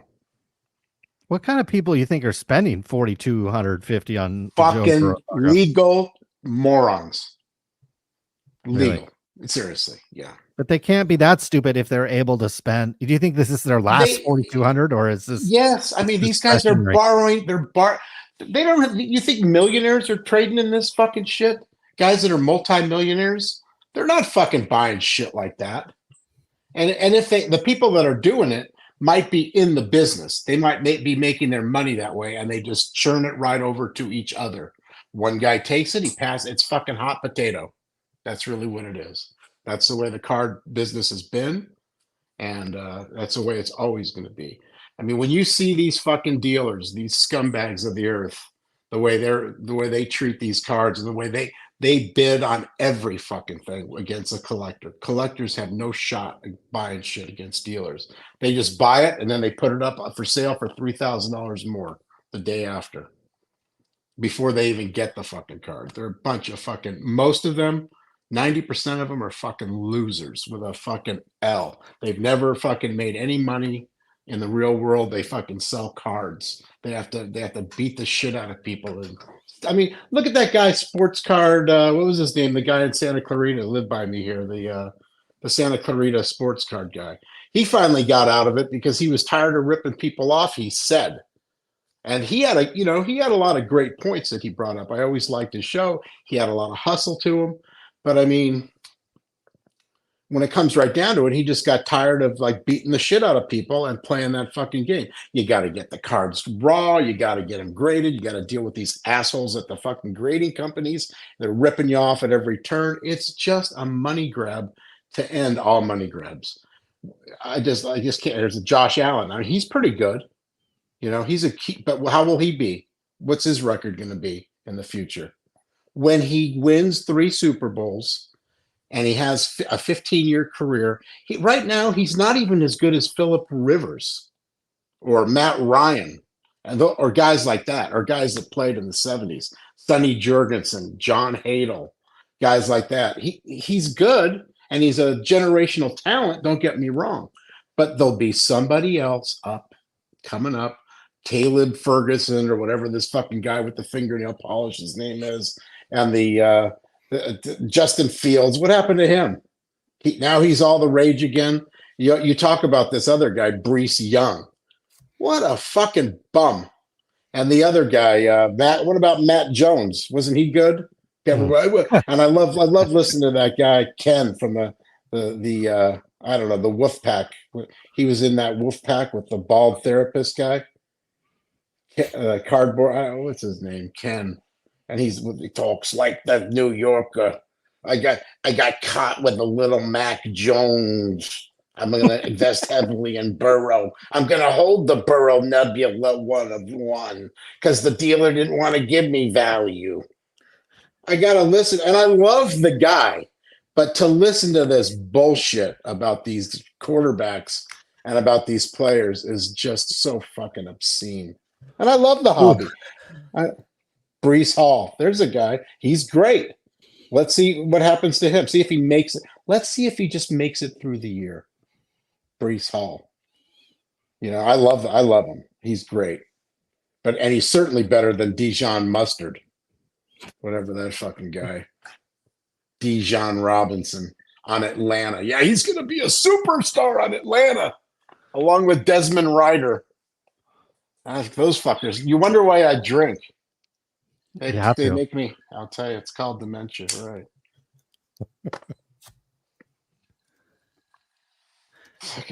I'd give her a fucking hard one, Christine. I don't know what's her name. Ron. Do you have any? You have any nominees for hobby president, hobby first lady? Well, hobby president. I mean, you've got 3 people to choose from. No. We're taking nominees. We're taking nominees. I think you should put John Mangini as the hobby president. John Mangini. Yeah, he's definitely the guy. He'll tell you like it is, and he's a sports car collector for many years. A much better influencer than those fucking 3 dopes. I mean, Jeff Wilson. There he is. Look at him. You know what he likes to do? He likes to look at baseball cards, real ones, not fucking bullshit. Okay, I love it. Drinking alone. I'm 63, buddy, and I drink because I can. I haven't had a drink in a few weeks. Figure, I want to have a good time, so I figure why take the chance. There's a guy knows Mangini. What else you want to know? Hobby first Who's lady. Next? Any thoughts? The one that hung out with you is Alex. I mean, she should be the first lady of the hobby. Yeah, but you're going to have to get a ball gag or something for her because she won't shut up. Yeah, you don't want her talking or anything like that. Yeah, I like to hear her talk. She's kind of cute, but then just after a while, it just kind of wears on you. Okay. She's definitely my vote. What about Chief Pumper? What about Chief Pumper? Chief Pumper. It's got to be Jeff Wilson. I mean, that's without a doubt. Nobody pumps like him. Chief of Collectors, or are you? Could this be a role for you? I don't know. I think I should. I mean, well, I think you guys should be the Secretary of Defense. I'll fucking defend the hobby. That's for sure. I'll call out bullshit wherever I see it. I don't know. I don't need to. I actually don't. Yeah, you can nominate me, but I don't really like to. I don't like things like that. I don't like to be part of groups. This is an illustrious group right here. Why do you think you have such idiots in fucking Why do you think you have such idiots in politics? Because nobody fucking wants to do it. Because you got a bunch of, anybody with any half of a brain is not going to go in to do that. It's for people that can't get jobs, want to steal money. Both parties. Valor Sports Card donated 10 earlier. There we go. And asked if what your thoughts on repacks are. Mike Petty. Mike Petty, what are your thoughts on repacks? I think it's another scam of the hobby. I mean, right now, repacks are holding the hobby up. Let's face it, because they're turning these worthless cards, it's worthless shit, into money. There, from what I can see, you've got kids going to tables that are buying cards for $50. They go over to the next table, they sell it for 70. They take all these cards and then they end up taking them to the back of the room and they get cashed out 100% at comps to the fucking repackers. You don't think they're paying 100% out of the goodness of their hearts, do you? It's because they're repacking dog shit in a mystery fuck box, whatever that says there, and they're just basically giving you the high hard one, cards that you don't even want. Yeah, you might. If you wanted the cards, how about you just go out and buy the fucking cards that you want instead of getting a mystery pack? Because there's no mystery to it. The mystery is you're going to lose your ass. It's the worst form of gambling. And if that's what the hobby is going to be built on, it's going down. Because it's dopey. If my kids were doing that, I would slap the shit out of them. I would never allow it. That's just me. I call them fudge packs because you might as well just bend over and take one.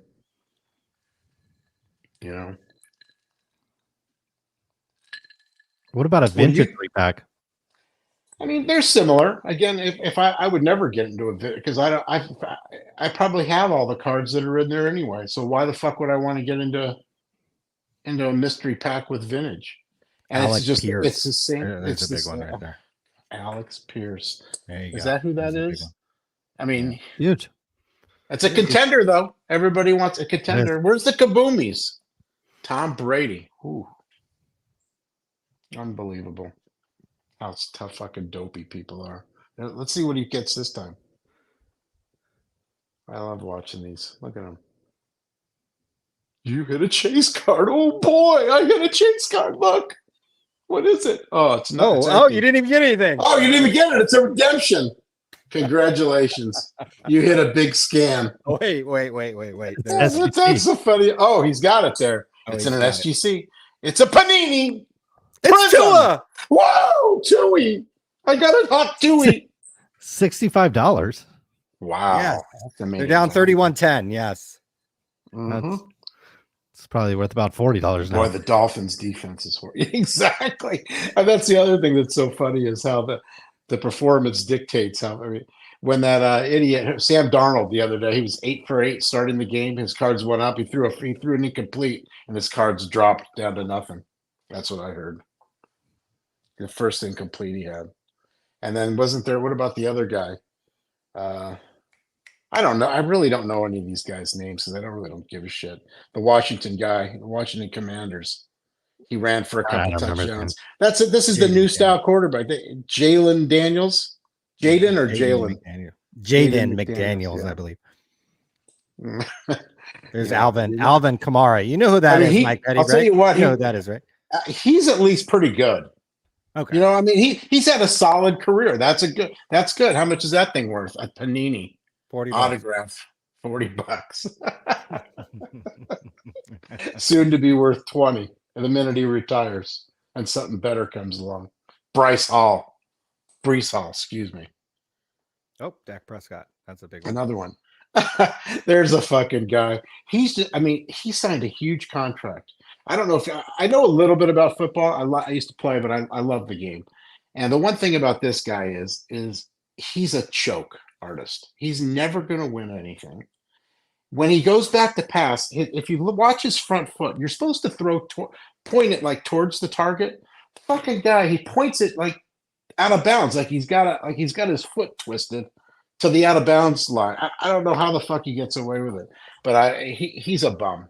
It's verified. If you can't see, he's been in the league 10 years. What's he done? When did you start collecting, Mike? Yeah, so I've collected since I was a kid. In the 1969, I think was the first year I collected, and then I used to go back in time. Like I've always been infatuated with the older cards. So always trying to we learned the game back then by baseball cards, and so trying to get like cards from 68 and cards from 65 and cards from 56. That's what I did. A lot of the we collected the cards of the day like these guys did, But then I just started collecting sets when I was a little older. Got into high school, sold some off, put them away. After I got married, I started doing it again, and then that didn't work out so well. So I ended up and the card collection actually sustained me during that time. With the when you find out about community property, I've told you that how your wife gets a property and you leave the community. But so what kept me alive, the card collection, which was great. So that I basically sold it all, and then trying to reinvent myself after bankruptcy and whatnot. And here you go, you start your own business, 25 years ago, and have your basically just do right by people. It's not there's no you call people back. Imagine that. Kids can't even pick the phone up and call people back. That's what gives me the edge. You have integrity and you call people back. And that's what I've been doing for 25 years. And somehow it's been very good to me. And about 15 years ago, I started buying some autographs. That's when I found you guys, I think. And you knew how scummy it was with the Operation Bullpen and all the shit that went on. And I mean, I couldn't, and I kind of got out of autographs and got into the cards thinking, oh, maybe it's not so bad. They got this grading, and then to find out about all the bullshit trimming going on. And if you don't think every one of these cards is trimmed, I mean, you have shit for brains. You have to play the game, really. But there's Operation Bullpen. That's a great story. I mean, if anybody there's a great book on it. That'll kind of tell you where the hobby was, and it's gotten nothing but 100 times worse than that with these cards. And then now you've got autographs on cards. That whole business is autographs were kind of, fumbling along. And then now they found a new scam with the on card auto. That's the new scam. And these kids can't even sign their fucking names. They're just it's just obscene. But yeah, that's how I learned. And then I stopped collecting sets and said, I'm just going to collect the cards that I've always wanted of guys that were actually good. I make a joke. He was good. He was good. You can look back on somebody's career and you can say, hey, he was good. You look at his stats, played for 18, 20 years, has 600 home runs, whatever. He, led the league this many years, maybe missed a year with injury or something. These guys today, they've got shit. I mean, you got the best players in the world with Judge and Shoestring Otami right now. These guys are generational talents. No, there's no doubt. But will they have stats like this? Like, I don't think they'll have counting stats. I don't think it really matters anymore. But I just think too that there's so much product. It's so saturated that, you just, I mean, I'll never collect them. I'll go out to the park. I'll pay to watch them, and enjoy them, or I'll watch them on TV occasionally. But I mean, you need to if you're a true collector, you need to learn the fucking game from back where it started, and you need to collect shit that's old because that stuff was not made as a collectible. That's what makes it special, and it really is rare. It's not contrived, and people will always want it. I don't give a shit how old they are. And that's really it. I mean, people who are my age, we've seen it. We've seen it all happen before our eyes many times over. You guys have seen it, the 90s, the 80s, what it was like. And there's just more people now. And there will be a real something bad that I always say that PSA. I mean, what would happen if PSA is in a scandal? What do you think? They'll get record submissions the next week. Because people just because they need it, Yeah. But I mean, they could get shut down or whatever. They're nasty. There's so much stuff in the hobby. Some people, there's a good old boy network that they know everything. Guys like Brian Gray and these fuckers, they are tight-lipped. They're not saying shit. And I don't run in that crowd, but trust me when I know what happens. I've talked to people and they know, but they can't say anything. And just We have another just caller on the line that says get he him on. has an extreme offer. Okay, should I stay on or should I go? Whatever you want to do. Should I go now? I'll watch it. I'll stick around for a second. Sounds Get good. him on. Let's just make it a five-some Excuse me. I like it. Is this an orgy or a gangbang? I'm not really sure. Is that Ziggy? What's up, That guys? is. How we doing? How you doing, Ziggy? I'm doing great, guys. I'm out in Las Vegas, breaking some cards, Ziggy knows. making dreams come true. Colin, That's Ryan, I right. want to talk to you guys offline. Seriously, Okay. NDA in place. I want to talk to you about some real business. You really want to sell your business there? Let's talk later.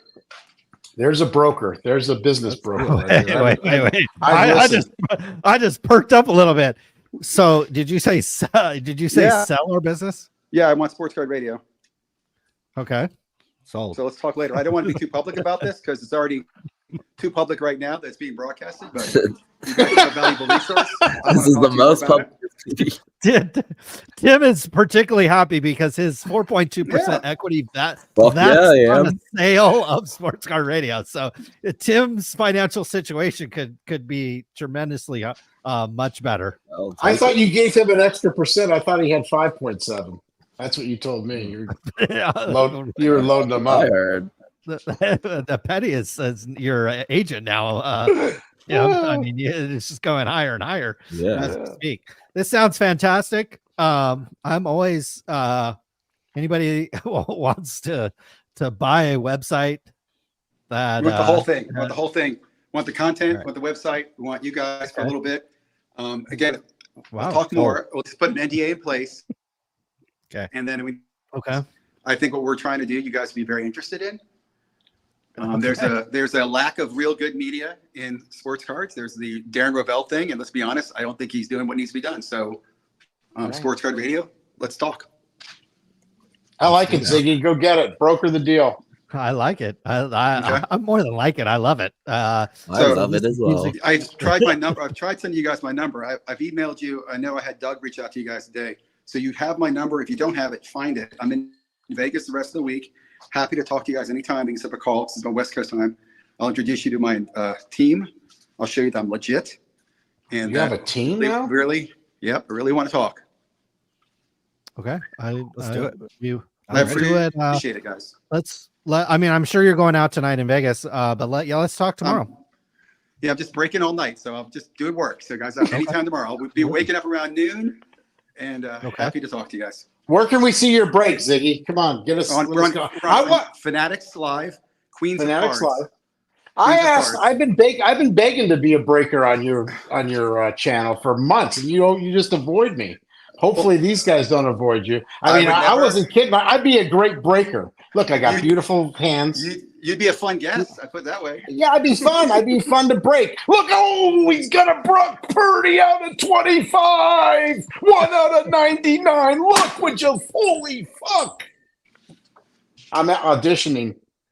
I like it, guys. I like it. We're hiring like it. women right now. But Let's go. Well, I got the I hair. need sorters. I can. Sorters. The only thing I'm sorting out, buddy, is $100 bills. All right, But at the guys, same I time, gotta there's go. a lot of stuff we're doing here. So I'm very excited, guys. I just really All want to talk to you. I appreciate what you guys are doing. Don't want to waste time on the channel. Keep doing what you're doing. To all my haters, love you. Keep it up. Thank you, guys. We don't love. We love you, Ziggy. You're a great We love guy. you. All right. I do appreciate it. Thank you, guys. Yeah. Thank you. Ryan, Colin, look forward to talking to you guys later. Thank you very much. Good luck. Tomorrow. Good Okay. luck. We'll talk tomorrow. Wow. Just like that. It's all sold. Ziggy will work it out. This What are could be you the guys last asking again? Is that last live 3.2? stream that we ever do. This kid, they'll never have me on again. 3.2 gigawatts. Are you guys asking 3-point-something million? I certainly would not. I don't necessarily want to put out a number, but I think you can tell by my face if somebody offered us 3.2 gigawatts. That they I think it's a little low. I think it's a think little so? low. I do. I think you guys. I think your channel and your website and what you can generate. If you guys would have to get a contract for. I can be your agent as far as business selling because I've done that before. So you're going to want to get at least a 3-year deal. Okay. With big fat salaries of at least $500,000 a year each. Plus Timmy, he's going to need a few $100,000 with his lifestyle. And because seriously, because after 3 years they'll have you out. Probably before that, but they'll still have to pay you. And then, you'll have an office, you'll come on and you guys will, because the show, it's sort of like any business. You're the business. You're the channel, but you do have a good infrastructure, and it'll be hard to replace you, but they can find some other dicks. Be Sure. honest, I mean, not as handsome as you two dicks, that's for sure. That's Never. a fact, but yeah. But anyway, good luck with the sale. I would start high. I would start at literally in the 5s or 6 millions. I mean, if that didn't they buy that for how many million? A lot. 4.2. It was like 4 4.2. million. There was a Yeah, site you that got got, 20 sir. mil that didn't exist. It didn't even exist. I mean, and it's kind of nice, but I don't go on it because what do you got on there? Star cards, behind the scene tops lands. I don't know, but you should start high anyway. Good luck on the sale, if it's for sale. Even though, who knows if you guys should even sell? If somebody's offering you that much that quick, right? Maybe there'll be other people maybe Michael Rubin will come along. Let's go. Let's the bidding go. is open for Sports Card Radio, guys. You need to let people know that it's for sale. Don't just let Ziggy come in here and fucking broker a big deal, and he's going to make a few $100,000 and run like rabbit with thorn in paw. You got to jab him a little. We were kind of What do you guys think that Ziggy's been doing since he shut his channel down and he's involved with something? As he said, I haven't been following. I think these women over here. I think he's in Vegas with these women breaking cards. Really? Mhm. I don't think Ziggy and women are really. They don't go hand in hand. I don't see him with anything like that. I think this is it. Yeah. Really? Is that what they're doing there right now? What is in Vegas? What's he breaking in Vegas? Besides These chicks fucking are in furniture? Vegas breaking cards. If I was in Vegas, I'd be breaking fucking lamps and beds and all kinds of shit. That's the only thing I would break cards. I'd be breaking, what's her name? Sofia Vergara. Hey, cabrón chingado, look at her. She's smoking. All right. Well, anyway, you got the sale. You guys are rich, so now you guys can pay for the rooms at the golf tournament. I have my feelers out for the golf tournament tickets. Good. So I'll be getting. I can get up to 6 tickets for the. Is it the 15th hole? Is it the 16th or one of those? I don't know. 16, I think it's the 16th hole. Yeah, they're not bad. So I'll take care of the tickets. And I will have a room. I'll get a suite there. It was called the Kielani. I don't know if it still is or not. That's where I stayed last time. But dude, we'll throw a party, and then we're going to go to that the card party I told you about. Partay February. So you guys be ready. I'm ready. I'll be ready. Just All right. I'll work on it. Hey, if there's no more questions, I'm going to get out of here. I got my Hanyaks yelling at me. Oh. I need a purse. I want to go to Hawaii. Oh man, cheaper than a divorce. It really is. You know what? She's got more Louis than Colin, I think. See, yeah. It's like a fucking chess match over here. Card for me, card for me. Purse for you, card for me. Mm-hmm. Trip for you, card for me. Yeah, everything's a fucking. You know how the game's played. You got to keep them happy. You know what they say? Here's some good advice that I'm going to leave you with. If you don't service the customer, somebody else will. That's a fact. All the best there, jerkies. Have a good one. Okay. It's Mike Petty out. See ya. Thank you. Thanks, Mike. Great advice. Agent Mike. Indeed. Ryan, this could be the last live stream that we do. It is. It could be. This could be the finale. Do you think Jeff Wilson and a lot of the people that we've picked on, would they like to see us ride off into the sunset? I think Jeff Wilson could stop with these bounties. He should make an offer. I mean, think about it. If we got under the Cards HQ or the Sports Card Investor tent, what we could do for them. This is true. The blowtorch we could provide for them. This is true. Let's get the bidding war started. The question is, Ryan, if let's hypothetically say Jeff writes a PPP size check to you and I, how much would you pump Cards HQ? Depend. Hey, if we're talking into the 7-8 figure checks, baby, you're gonna see. I'm gonna be the chief pumper. We got chief pumper? Boy, my name's gonna be at the damn top of that motherfucker. Guarantee you that. Oh man. You know I'm pumping. you go. gonna be pumping too, baby. Hey, we might be pumping. Here's the deal, right? Here's the deal. We get a bag. Okay. We are pulling the bag out. Hold on. Go back. We're pulling the bag out. Hold on. So if there's money in the Gatorade bag, Hold on that. I swear, after she said she's voting for Trump, I mean, it was already an attractive young lady. Let's be real. But after Trump, it's like, I mean, this is a transformation I've never seen in my life.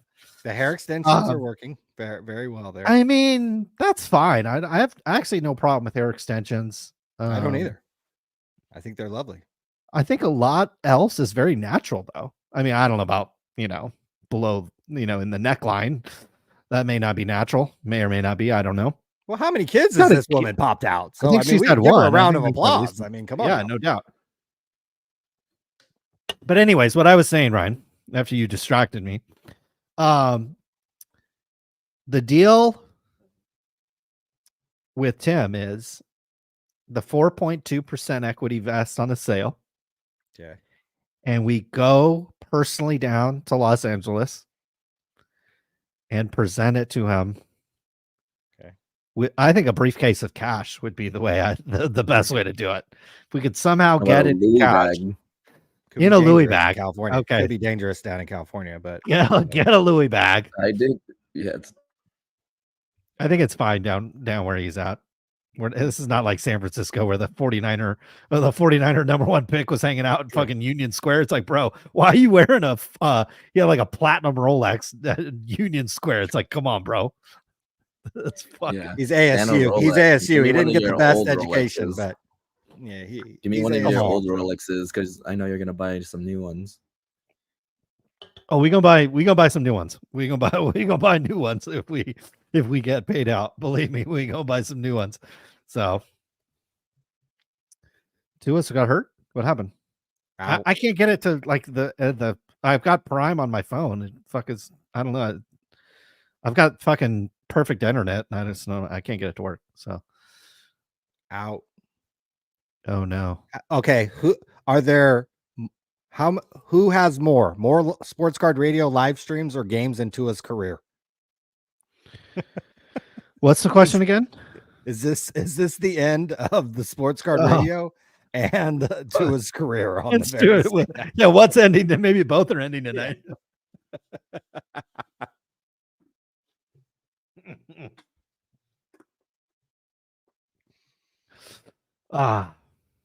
Wow. Hopefully not.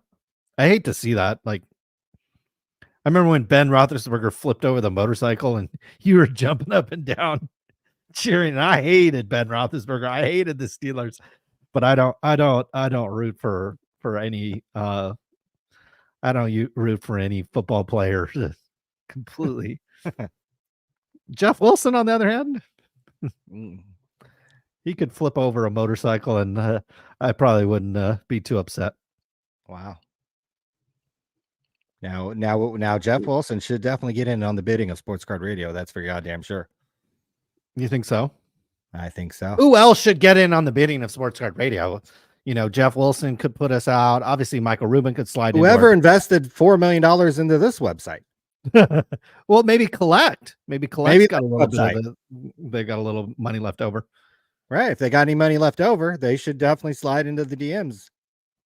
That's for damn There's sure. a lot of SEO juice from sports card radio too. Like you could if you wanted to use it to just get to the top of Google with another site, you certainly could do that, I'm sure.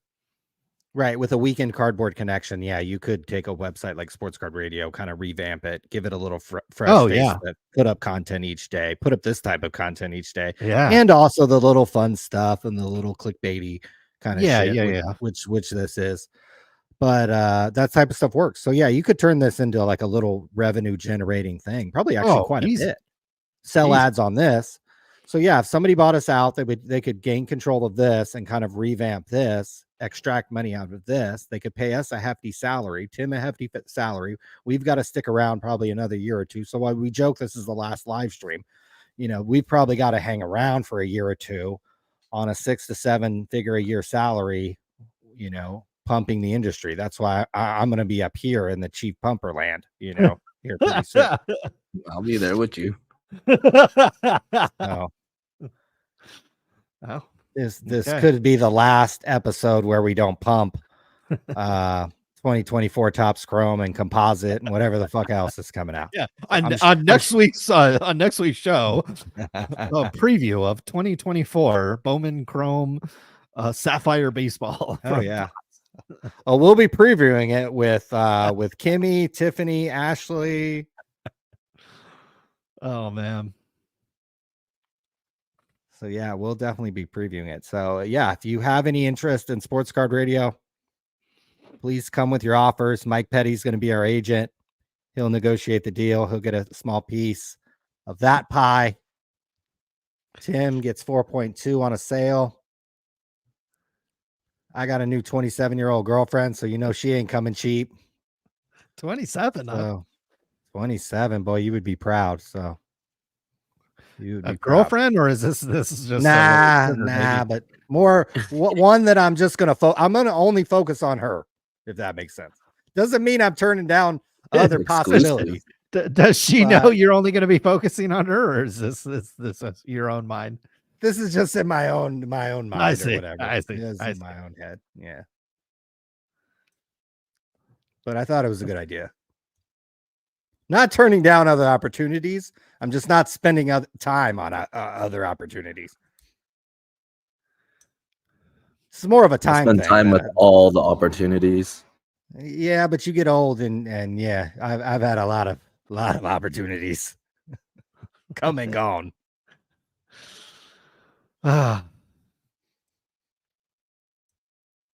Tua's out. Tua is fucking out. Really? Remember how many people jocked this mother was shoving this guy's cards down our throats? He's hurt again. Another concussion. Right? Who's the backup? That's who they're going to be. White pumping kid. up. I don't know. Some white Oh, kid. I don't know his name. Number That's too bad. 19. Can't read his jersey. It's too bad. He's looking a little skinny. That's too bad. But his dating possibilities just opened up wide. Last name Thompson, so it might be a young kid. Okay, well, that's too bad. Not Will Greer or Desmond Ritter, unfortunately.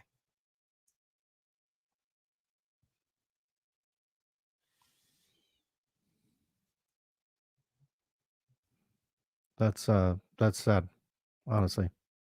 I'm not very sad. Tua was garbage from the beginning. Fair enough. So. Shocking how much money people blew on this guy's cards.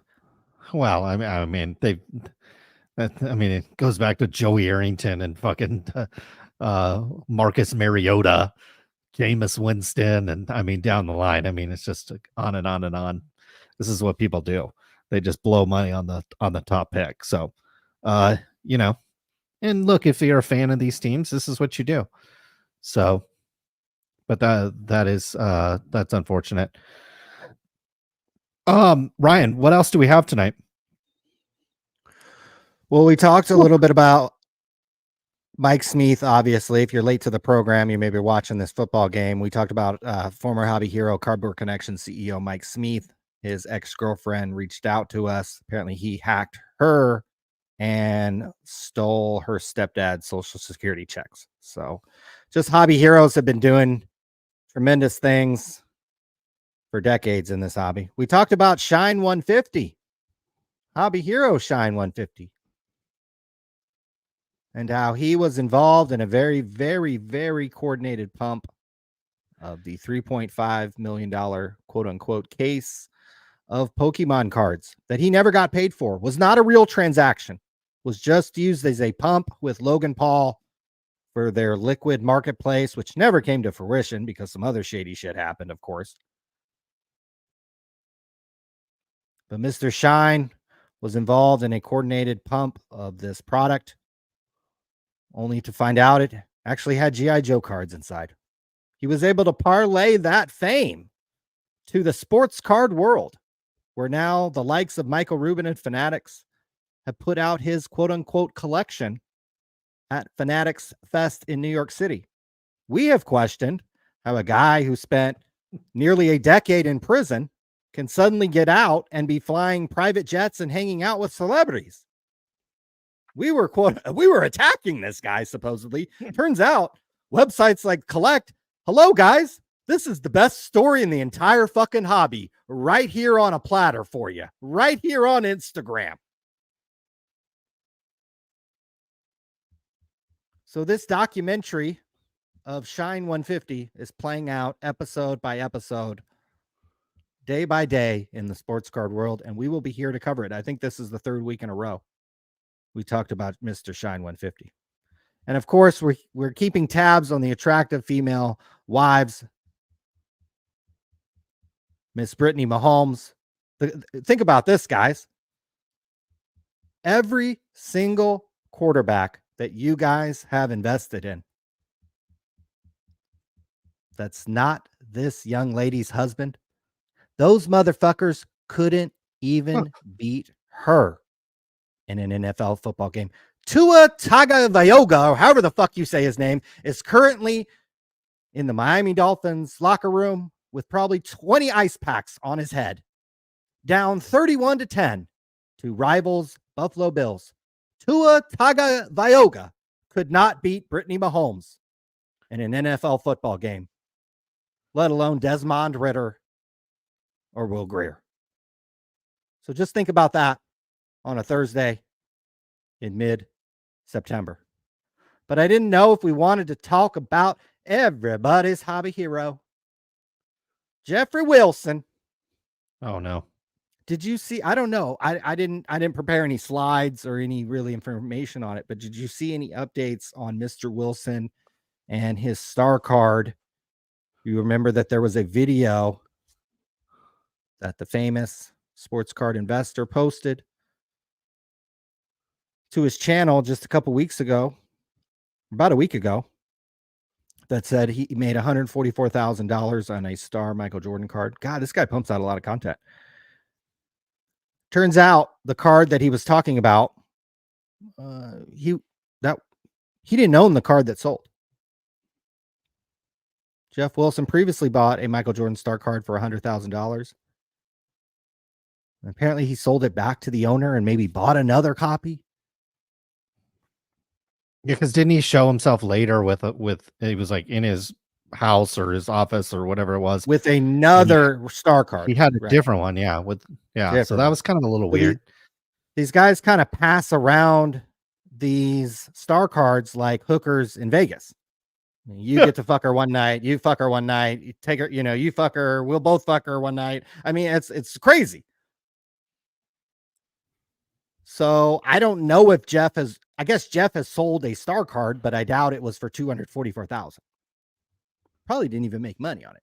Probably were just kind of passing around these cards. And it was a small gain or small loss for Jeff.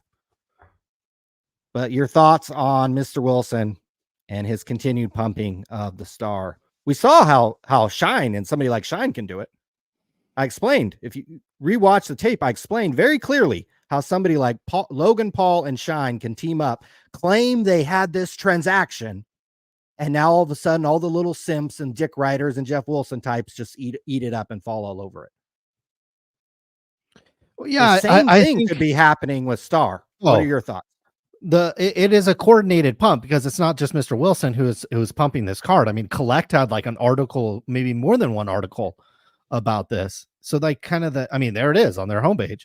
I just think that there is when you see Jeff Wilson collect all of it, Michael Jordan hasn't made news anywhere over the past year. Okay. It's not basketball season. There are other much hotter basketball cards on the market these days. There's other hotter. Football season just started. Baseball seasons, we're moving into the great part of the season for baseball.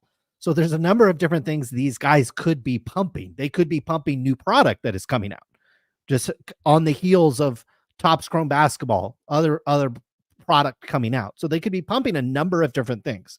The fact that they are all coordinating a pump around this card is not a coincidence. It's not a coincidence. So these guys are all working in tandem. They are all working together. Like you said, when we were talking about Michael Smith, the industry 5, 10 years ago, 15 years ago, when we were attending these industry events, we would show up in Vegas and it would be a conference and there might be 200 or 300 people there. And it would basically that was like record attendance. You would show up at the National and there was maybe a 9-person line to get in. That was like a record attendance at the National. Okay. The hobby is still, particularly when we start talking about these pictures of men that are selling for hundreds of thousands of dollars. This is still a very, very, very small community of people that care about these cards, And so Jeff Wilson is one of them. Darren Ravel might even care even more. The auction houses, which are basically, I think we can comfortably say, right? The auction houses are the ones funding Collect. I mean, they are feeding them stories. Their stories get planted in here when any big card comes up for auction. That is not by accident. That is more or less a paid advertorial that is happening in this. Which you could do over on Sports Card Radio. If you purchase Sports Card Radio, you could turn this into a fucking paid advertorial again. Damn right. Well, yeah. If I'm sitting in on the Monterey Peninsula, you could turn Sports Card Radio into whatever you want. I don't really care. Fuck you want. Yeah, I don't care. So yeah, but it is a coordinated pump going on, but it kind of makes you wonder, why you have to do this. Ryan, if Jeff Wilson was worth as much money as his simps and dick writers seem to think he's worth, why does he have to coordinate a pump around a card that would net him after taxes, after fees, less than $100,000 check? Yeah, like nothing. So to me, it's like, I don't know. It's either you don't have as much money as you claim you do. Because Ryan, if you have, like, I understand the average person that's working a salary job, you're a teacher, you're a fireman, you're whatever, you're doing whatever, you're kind of young and you're still on hourly. If you get $100,000 check put into your bank account tomorrow, it probably changes your whole life. Like, it literally changes your whole life. Seriously, $100,000 would change. Actually, if you look across the United States, if you drop $100,000 into probably well north of 50% of the people alive, adult age in the United States tomorrow, it changes their life. We're talking, though, about Jeff Wilson here, a guy that claims he's mega successful, mega investor. I think it's confirmed that his wife is very successful. $100,000 to him should not change his life at all. In fact, it should be about what he's bringing in every single month. Because then if you're bringing in $100,000, Ryan, per month, that is $1.2 million pre-tax. After tax, you're well under $1 million. Well under $1 million. You're still doing very, very well. You're going to be driving a nice car. You're probably going to have some nice stuff. You probably can afford a couple of baseball cards if you wanted to spend your money on those types of things. But why do you have to pump for $100,000? We're not talking about $1 billion. Well, doesn't he want to be right as much as he wants to make money? That could be true. That at this stage in his life, he feels like his wife has made enough money that he doesn't have to make any more, and that he wants to be right about this card more than he actually needs to make money on. That could be very, very well true. But apparently this is a guy who has made other investments in his life and is a founder and somehow invests in tech in Georgia, which nobody does. There's never been anybody that's successful in technology that's ever lived in Georgia. I mean, it's not even a joke. That's actually a fact. So it could be that he just is so desperate to be right. But the reason why I don't think that's the case is because you have this coordinated pump going on.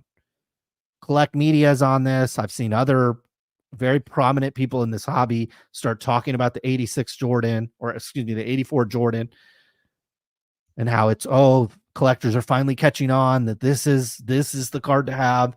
Other people are speculating that there could be institutional money behind this, behind the pump. Seems to me if this card sold for 183, then Jeff's card is not worth what it peeled off for. Because if that's only worth 183, come on. We're talking only a 0.5 lower than an 8. I know it's BGS, but that has Michael Jordan's alleged signature on there as well. Alleged. Seems to me that would be a better card. But what do I know, right? I don't I only know, I can only speak with authority on Louis bags and Rolexes and wraparound apartments in Manhattan. So that's all I can speak to authority on. And the fact that Brittany Holmes looks 10 times better now than she did before after supporting the president. I mean, it's just remarkable. Really is. So I think there's a coordinated pump with the Jordans going on. It definitely smells fishy anytime in this industry where something feels fishy, then something is going on. But this is what the games these guys play with their followers. And this is why the people that clock in and simp for these guys, congrats, Jeff. Great sale. It's like, oh my God. Do you have banana in your brains? I mean, these guys are they've got you hook, line, and fucking sinker. If you believe that Jeff Wilson and Darren Ravel, if you think those maybe Darren Ravel is spying the potential purchase of Sports Card Radio. So with all due respect, right? If you think these guys are here for the hobby, here to protect you, here to put out content, here to promote the hobby. No, these guys are here to promote themselves. These guys are here to promote their bank account, here to promote themselves. That's what they're here to do. Let's just be real. And if they were just real about it, maybe we'd actually give them an ounce of respect, but can't do that, at least in these days. So there it is. Yeah, we'll see.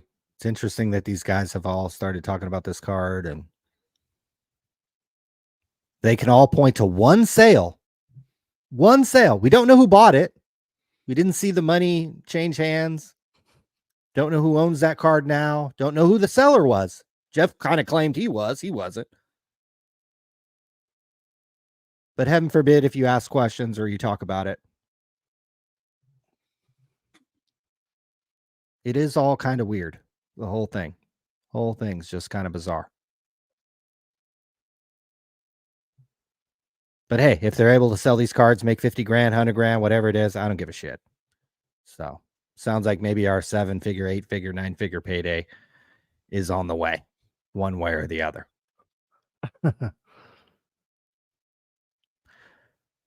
But we've got a football game that has gotten out of hand after Tua has gotten hurt. The Tua investors are,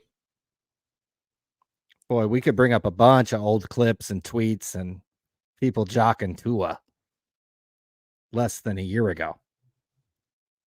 I mean, will this guy ever play again if it's a concussion? This is he's had multiple concussions. His career is going to be cut short very, very soon. His career is not going to last as long as Sports Card Radio. We probably have another 2-3 years left in the tank as long as we're getting paid hefty salaries. And my goal is to be the chief pumper of this industry. Really? By 2025. You're goddamn right. Okay. These guys, you think these guys know how to pump? Let me show you guys how to fucking pump. These little stupid fucking Michael Jordan cards, you guys are pumping like 40 grand. Nah, let's get some real money into this industry. Let me pump the shit out of this. So you're saying you can 10x the hobby? You're goddamn right. I'll 10x the hobby, and I'll get some ladies like our girl Kristen and our girl Brittany. We can These bitches compound will the be money buying with cards Brian too. Gray. There we go. Brian Gray could make an offer. Yeah. Sports Card Radio's for sale. Slide into our DMs, sportscardshow@gmail.com. Phone lines are wide open. Put a package together, and you could have Sports Card Radio a part of your arsenal. You guys are making bounties and offers for these worthless fucking cards. Worthless cards that get you juice for like 5 minutes of fame. What would 2 or 3 years of Sports Card Radio blowtorch in your website or your company do for you? Get the packages together. Phone lines are open. I'll also be at the Sacramento Sports Card Show this weekend, 9 a.m. to 4. I've got a date afterwards with the 27-year-old. So anything you come spend at the table will likely get spent that night, I'm sure. Oh, she's hoping for a big day at the Sacramento Card Show. Then you're goddamn right. She's hoping for a big day. Now, if we sell Sports Card Radio, we're definitely going back on the market because, boy, I'll be like fresh money then. Then it'll be like the girls like Brittany and Kristen. They'll just smell the blood in the water, the fresh money, the new money. Ryan, let's hypothetically say you got a large payday. We won't put a figure on it, but for you and I, a large payday is more than what. Let's just say it's more than what Jeff Wilson would make flipping his Michael Jordan card. Correct. How much would you allocate to dusting off very, very quickly? We're talking, between now and when we go to Arizona with Mike Petty. And I'm talking dusting off can be snow. It could be, Brittany lookalikes. It could be, those types of activities. How much do you think it doesn't have to be a dollar amount, but from a percentage amount, how much would you just dust off basically maybe like Johnny Manziel style, just party? Whew. I mean, yeah, that gets a little scary to think about. It's going to have to take a lot of self-discipline. And yeah, I could see easily dusting off 10 or 20% of that. And that could go a long way just on its own. So yeah, we could be into the 6-figure of dust. Just wow. Okay. Pretty quick. I mean, you're probably already at that figure, but you would just add another. Oh, lifetime? Yeah. Oh, yeah. We're definitely into that category. Absolutely. Wow.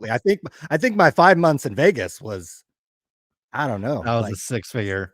That was it was like 70, 80 racks. I think it was quite a bit though, out the door.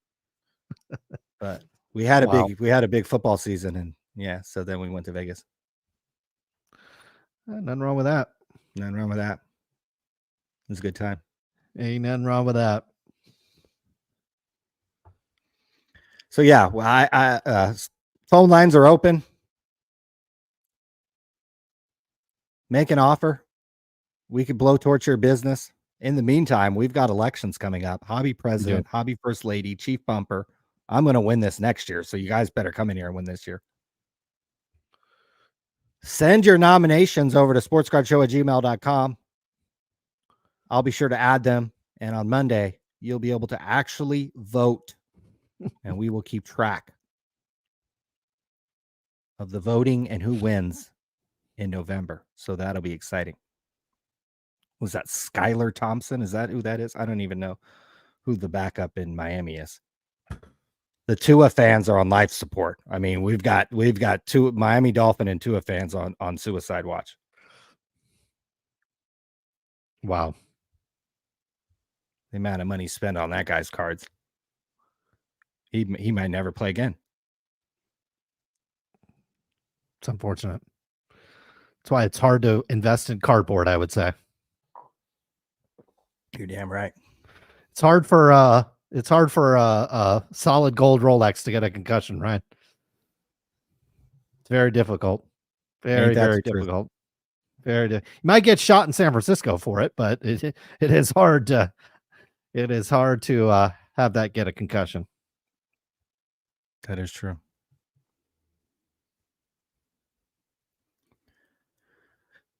You ever heard of Rare Edition? I have not. It sounds like a 90s boy band, but this Josh Allen Panini Prism autograph card, 1 of 1, sold for $3,000. It is a Rare Edition 10. So, Why did he slap it in Rare Edition? Colin, I don't know. Is this a rookie card? Is this not a rookie card? Not a rookie card. Oh, okay. I was gonna say third year. Still really nice card. $3,000.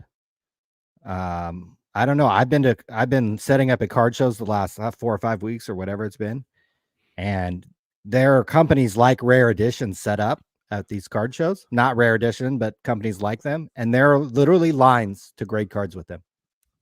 So I believe it, because the lack of education. I believe it too.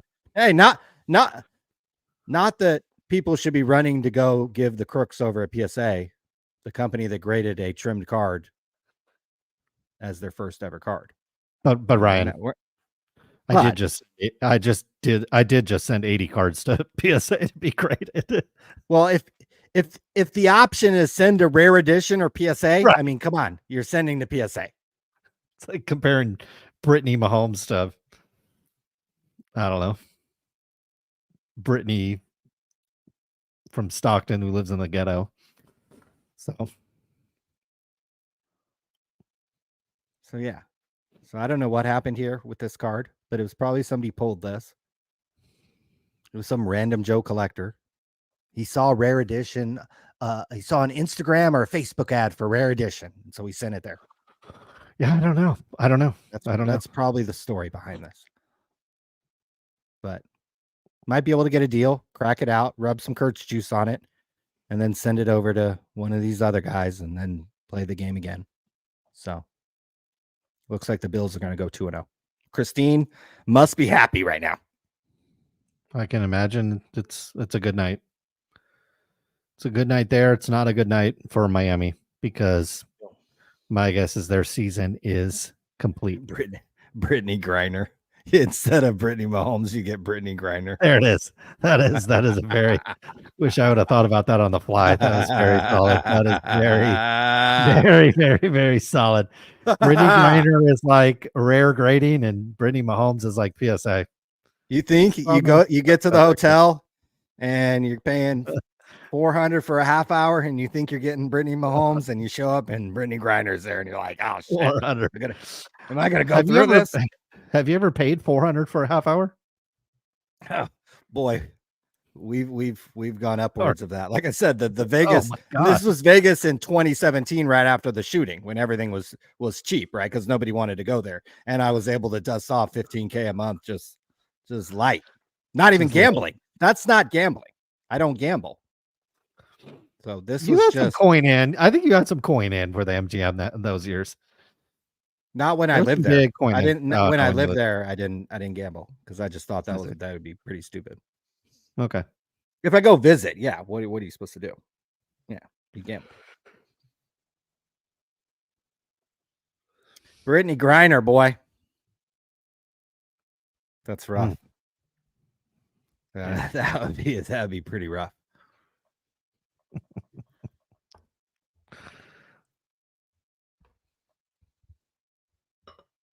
Would you like to go to questions? Let's do that. Ooh. Backup almost threw a touchdown. Zeke's card says Jeff made $140,000 this week on a card he does not own and did not sell. What do you do? Yeah, he's right. He's right. My life is not even close to being as superior. There it is. Looks like Scotty Scheffler, like little brother or something. It's 27. There it is. There it is. I'm sure there's guys out there buying this guy right now. Guarantee you. Yeah, Jeff's got a video coming up on him tomorrow. Yeah, they're getting the PSA sub as we speak. I told you he was better than Tua. Now we're finally gonna find out. Billy Joe said he would send the bottle. Man, I know we're a little light on the Grey Goose. We'll have to go get I'm gonna go to Costco and get the jumbo bottle. And Good idea. I can control that's the thing is like I do not drink during the week. I do not drink any other time other than on the show. I don't know if that's a good thing either, but at least I am not drinking through the week. Not doing anything. I am as clean and sober as it gets, believe it or not. We are, it's boring life over here. Yeah. Man. BP, Chief Pumper. Thank you, Philly Joe. I do appreciate it. Chief Pumper must be super producer Tim, or I'm thinking of someone else. Yeah. Yeah. Maybe, Ryan, there's the chief. That's why I said, what was my title? That was Chief of Positivity. So Chief of Positivity could be all of those guys. Right. Yeah. But Chief Pumper. I think there's some people. It's a short list. Different categories. Yeah, it's exactly. Different class of men. Different, very different class. Very different. Rick Galf says, so is Burbank leaving eBay or listing more? Did Fanatics deal fall through? He is launching BurbankCards.com now. Ryan, do you have any insight on this? I don't. I would imagine that to take the listings off of eBay and put them somewhere else, that's an extensive process. My guess is even PWCC is still setting up the infrastructure to add those cards to their online marketplace. They didn't have those nomenclatures.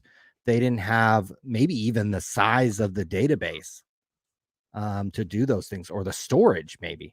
I mean, because if you start Rob has like 40 million cards. I think he has 2 million eBay listings, but he has 40 million cards. And PWCC has historically sold more expensive cards, and they could be scraping. They probably don't want to take the data off eBay because they're scraping it from eBay to then add to PWCC, and then they'll take the listings down and then add them over to PWCC. My guess is this is a several month process. And yeah, if he had go ahead. So I don't know any better. I don't have any inside information. This is not something I've talked to Rob personally about. We did speak briefly at the Burbank show, but it wasn't about anything like this. We did talk about his new location. My guess in this, and again, this is just a guess. This is not me having any knowledge, but it could be that BurbankCards.com is just simply a white label, which is the term in the industry, that Burbank Cards is still going to be, quote, Fanatics. It's just under the Burbank brand. And and my guess is he got a sweet deal from Fanatics to pull his cards off of eBay. And so, the commission structure is probably very, very lucrative for them, I would assume. That's just my take. But I don't know. I'm not sure. It's a good question, Rick. Thank you. When are we offering fractional investments in sports card radio? Great idea. I don't know, man. We should have done it before tonight, maybe, or maybe after tonight. Maybe the after we can just tease a sale, and it's like the NFTs. Right. You can just find a higher bidder, right? Tokenize like our boy Shine, Shine. We could say we got a $3.5 million offer, so now let's fractionalize it at a $5 million valuation. Yes, yeah, great idea. I like that idea. Yeah. Jason Moran with the $2. Christine is a oh man, he said Christine's a Buffalo 10, which Ryan is. If Christine's a Buffalo 10, that's got to be pretty good. That'd be pretty good. Christine's lovely. Everybody. Yeah, I agree. Nick Rinaldi with the $1.99.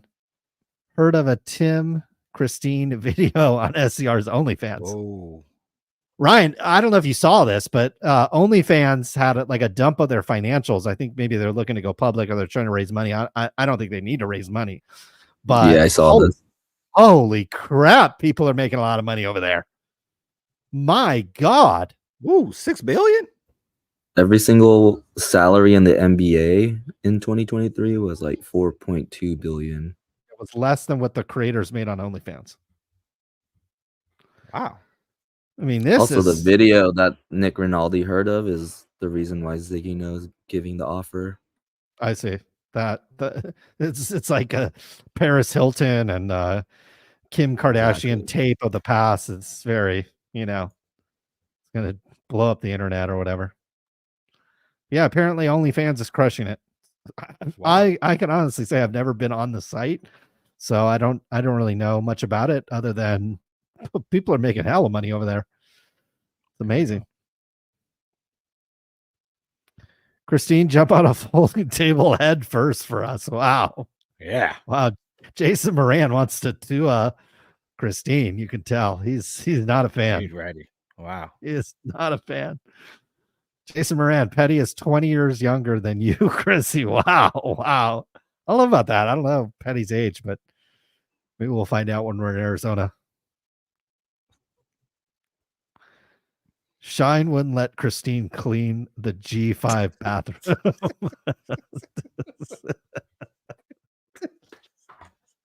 G5 for most of you, or some of you that don't know. Maybe not. People probably know what a G5 is. But Ryan, would you say we're on a G5 to Vegas chopping out a deal here by tomorrow? As long as we're not paying for it, yeah, I'll get on that. If it shines G5 and we got a little supplies on it, me up first. Let's go. Oh, yeah. If we get a G5, we're scooping everything up. We filling that baby I'll up. bring some Hermosa babes with us. Well, we're gonna bring a lot with us, believe me. From Colombia, it's gonna stop in Colombia first, guys. So don't worry. It's gonna make a stop there first. Get the in. This is the breaks. Is questioning if there's if there's really a hobby election. Now we're just we're playing with the I mean obviously there's a big election this year, and so we're just playing right along with it, having fun, having a good time. Ziggy made his appearance known. Could be ending the Sports Card Radio program as we know it, folks. Good. He has a call and he has an offer, and we will be listening. Let's set up a call tomorrow, Ryan. All right. I've got to do it preferably. Actually, for me, after 2 p.m. our time. I want to get on this call. That's okay. Let's set up a Zoom or something, and let's do it. All right. I love it. All right. Let's do it. Yeah, I would say for me, since he said he was waking up at noon, which I believe in Vegas, for me it's got to be probably, preferably even after 3 is best for me. Okay. Because I've got things I do on Fridays. Mike Petty, thoughts on repacks? We got it in detail. Thank you, Valor Sports Cards, with the $9.99 and the $49.99. He said he want Mike Petty as president. Ryan got $60 from Valor Sports Cards. I love it. Would you say Valor Sports Cards is confident in his financial situation? He does. Look at where is he at right here? That looked like Yankee Stadium. Look like he's doing okay. Our boys. Oh, he's got one of them. He's got one of those lids. Those lids caps that you got at the thing. I'm telling you. At Fanatics Fest. I'm telling you. Looks like he's having a good time. It looks like a good time. Queen City Cards with the $10. Brothers, finally selling my cards to get Tina Carr. Okay. 50 pre-war Hall of Famers. Tinker Babe, 2. Cobb, Mordecki, Mantles, 54 Mantle, Nolan. What are you going to buy him, a Mercedes? Keep and get a car loan. recommend where to sell. He wants 15.5 for all of those cards. I don't know if that's a great price. For me, Queen City cards, if you want my advice right now, the car market is super low and the incentives are what I have seen primarily on the lease side because interest rates are relatively high. Now you can get some teaser rates or some incentives from the dealers, 1.99 or 2.99. I think Tesla's offering. I don't know about Mercedes more recently, but my understanding is they're having trouble moving the cars. And in my opinion, you lease depreciating assets. Assets that depreciate in value, you should lease them. You should actually not buy them, particularly for cash outright, because the value of your dollar is depreciating as well due to inflation, due to money printing. There's no reason to spend $15,000 today, because if you piece out your payments on the car, when you pay that same $300 payment 4 years from now, well, that $300 is worth a hell of a lot less than the $300 today. So you might as well make the payments on the car. You buy appreciating assets, real estate. Some might even say baseball cards, gold coins, even Rolex watches, Louis A Vuitton website bags. like sportscardradio.com, baby. Website like Sports Card Radio. You buy those types of things with cars in particular. You finance the safest car you can buy, because if you are ever in a serious accident, you don't sit around and say, man, I'm so glad I saved $2,000 on this car. Oh, I'm so glad it gets 34 miles to the gallon. Or, oh, I'm so glad the dealer at Hyundai gave me a deal. No. You buy the safest car possible.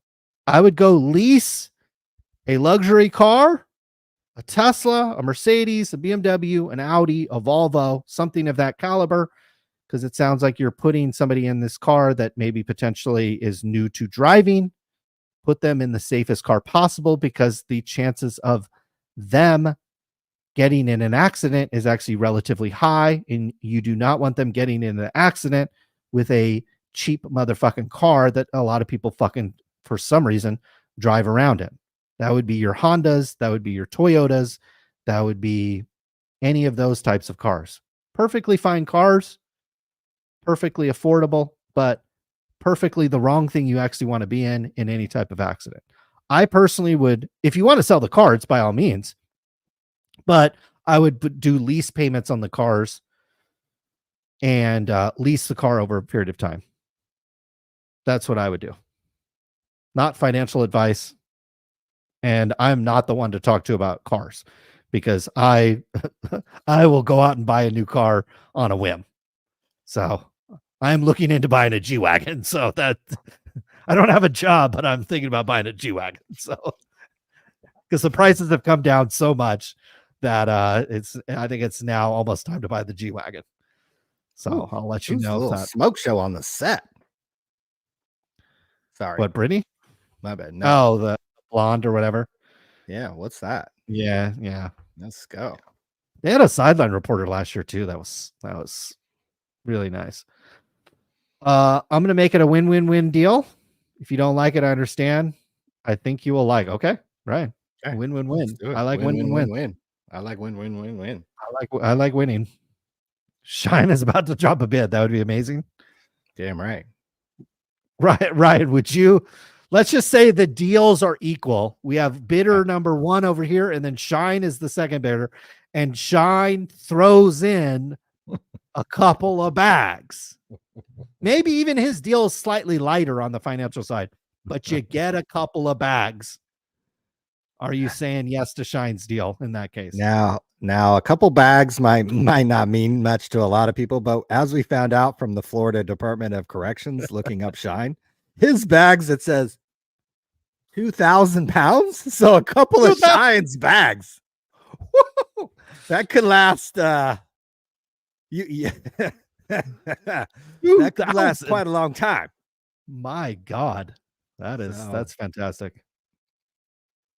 There we go. So yeah, I guess I'd have to see the bags, but Mike Petty's going to negotiate. So I'm going to let Mike Petty test the quality and kind of test the merchandise and go with his gut opinion. Very nice. I'm going to trust Mike Petty. Rhonda would like to go live next Thursday, Ryan, and show off her latest PSA submission. Let's fucking do that. Let's do that. We want to see it. Those are the best type of videos. I actually I actually like seeing that. Sometimes I'm on YouTube and I don't get suggested a lot of sports card content. It depends on what channel I'm logged in under. But the channel I'm on most of the time, I'm not getting fed sports card content. But occasionally I'll see, 25 card PSA reveal or whatever.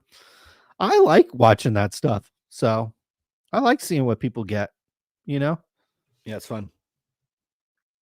I like seeing people buy stuff that they want, Now, am I going to buy it? Am I really excited about it? Will I maybe talk shit on what they buy? Yeah, but it doesn't mean I don't like seeing them spend their money on it. I don't mind. What cards have we bought lately? Me personally, I've been trying to buy some Jordan cards. There's nothing really. I put in some bids, haven't really won anything. I haven't been looking a whole lot.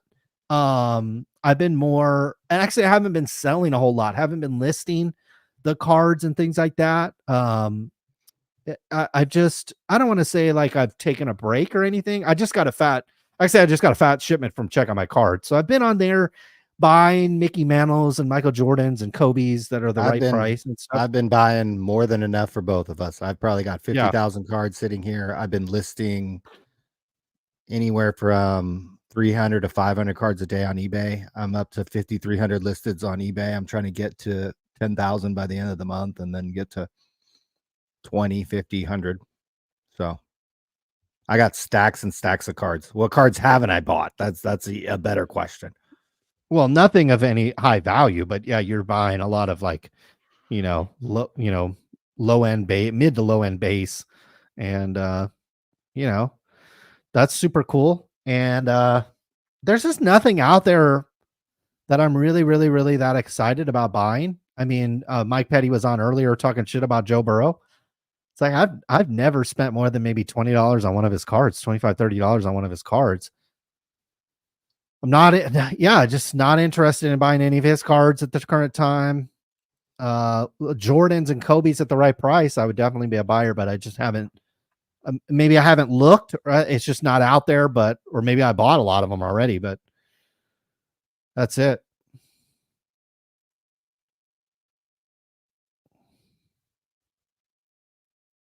Big Save Cards said, if you guys swap the time selling your $1 Jordans into the website instead, putting up more articles and checklists, how much more would the site be worth? A lot more than the $1 Jordans.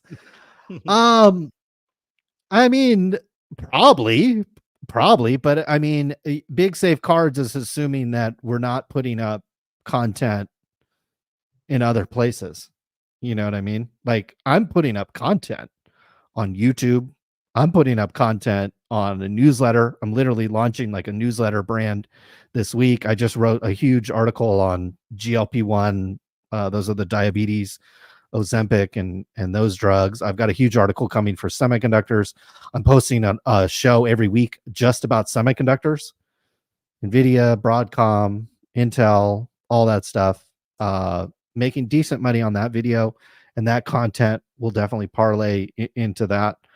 The $1 Jordans is it's just I'm not doing the $1 Jordans for optimally trying to make money. Like, I know how to make money. Like, I know how to make money. I'm not over here concerned about making money. That is one of the least concerns that I have in my life. I get to wake up in the morning. I get to feed my kids, help them pack their lunch, get them dressed. I drop them off at school. Some days I'm at the school. I get to post content about finance when I feel like it. And I live a very blessed and very comfortable life. Now, am I on yachts and G5s, and can I buy every Rolex that I want? No. The answer to that question is no, but I don't need to sit here and grind out checklists and articles on the sports card business. I think we have one of the highest valued websites and brands in the industry.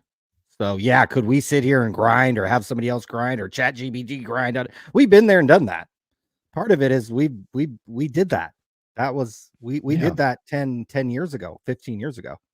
Right. So part of that is just we did that. That was fun, but we got other shit to do. So yeah, you move on in your life, and you realize like, hey, instead of putting up this article, I could do other things that are far more profitable. And the dollar Jordan stuff, I haven't listed a card on eBay in a month. I haven't listed a card on eBay in a month. I haven't bought a Jordan card in over a month. I've got a bunch of them sitting around that I could list when I get around to it. But it's just something, the Jordan stuff is stuff I do if I got a baseball game I'm watching or football game I'm watching. The kids are at grandma's house, so I got nothing to do. It's something to do. But well, before we got the offer for Sports Card Radio tonight, I actually got somebody offered me well into the 5 figures to invest in the sports card business, in the listing of sports card business. So I got that offer this week. So someone just donated and made an offer earlier as well. This is a great night, guys. This is a great night. Money's flowing in everywhere. Yeah. Clearly we're doing Big Save Cards is handing out free 99 advice, but clearly, guys, we don't need it. Sharper vintage baseball cards with the $5. He says, I'll definitely take the business for $250K cash serious offer for SCR. Well, 250. Is that each? There's the start. Yeah. There it is. There's. Can we quit? Bid. Are we done? Are we done?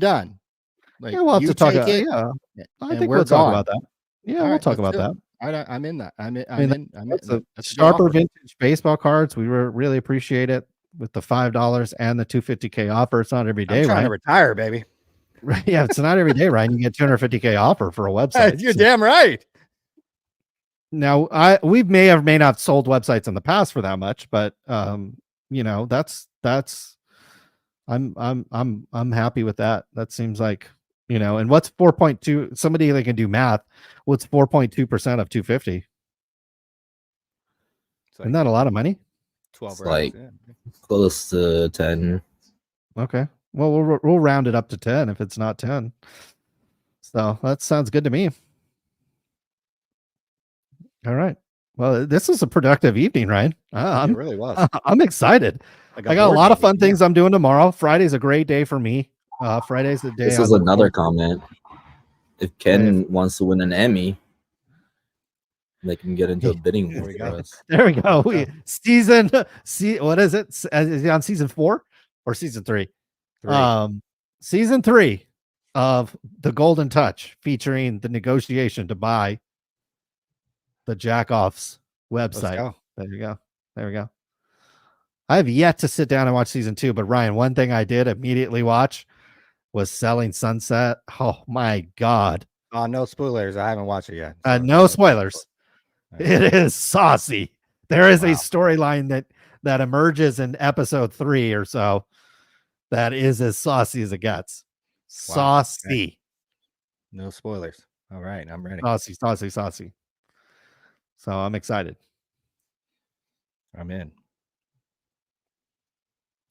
So Ryan, with these offers, we might be sitting around watching a lot more Selling Sunset, a lot more Golden Touch. We could be just putting the hours on Golden Touch and he just automatically wins the Emmy, because it's like, man, you had so much view time.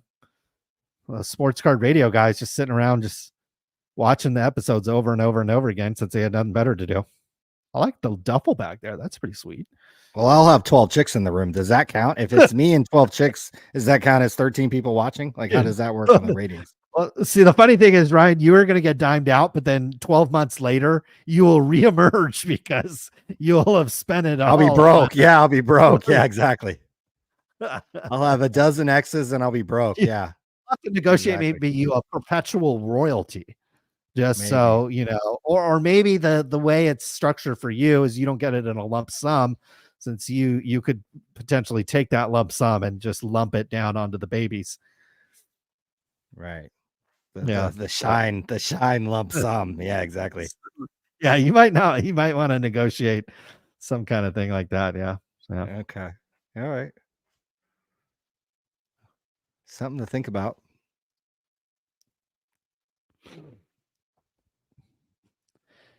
Big Save is saying we could do a lot more with the site. Big Save, I'm telling you.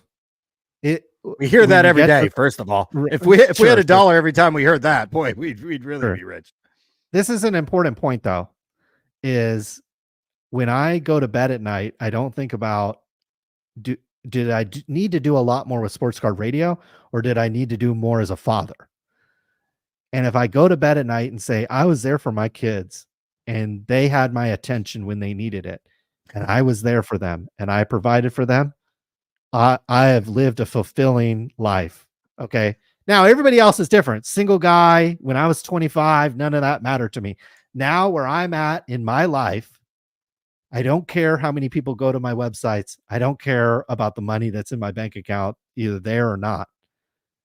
All I care about is every single day waking up and being there for my children while they're still young. At some point, they won't need me. In fact, that day will come sooner rather than later. And by all means, I hope they are successful. I have, yeah, You just said. mine's a lot less wholesome than that, but yeah. I agree. And that's fine. That's perfectly fine. Once you have children, it changes you. Most people, not everybody, and that's perfectly fine. But for me, it changed my life. And for me, I don't worry about, I don't worry about those things. And once I had kids, my finances got a lot. People think, when I have kids, I'm going to have less money and less this, that, and the other. It was completely the opposite. The minute I started having kids, I started driving nicer cars, wearing nicer watches, and I worry less about money now than I did before I started having kids, believe it or not. And I've got 10 times more expenses. It's $1,100 a month just to send my kids to school. That's just the tuition, let alone all the other fucking shit I got to pay. So it's a blessing, and I live a blessed life, and whatever happens in the future, I'm looking forward to it. That's for sure. Sky's the limit, Ryan. I guess so, maybe. Could we be up in the sky in a G5? Could that be possible? That would be amazing. With Shine. And a couple 2,000-pound bags. Yeah. They have to check the weight. It's got to be the real money G5. and one with powdered sugar. Yeah. Nothing wrong with that. I'll have fun watching you guys go through the 2,000 pounds.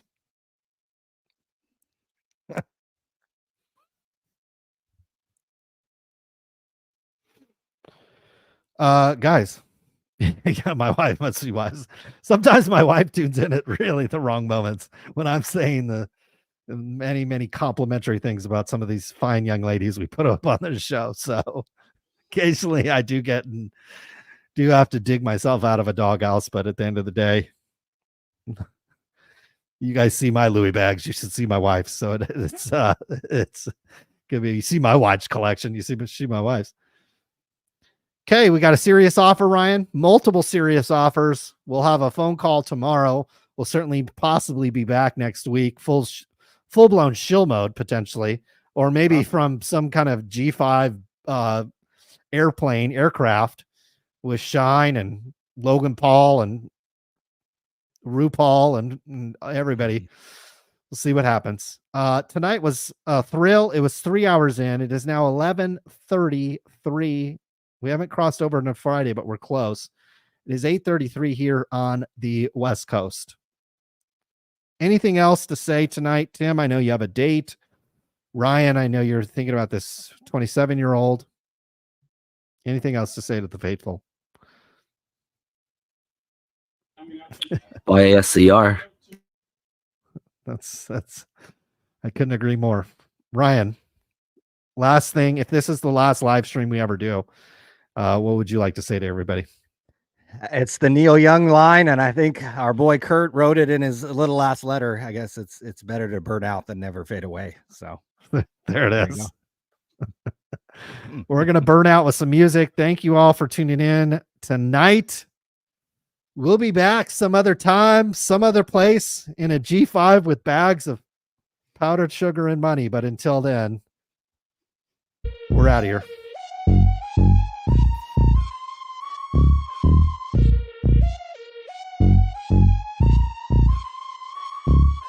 B-side on the beat.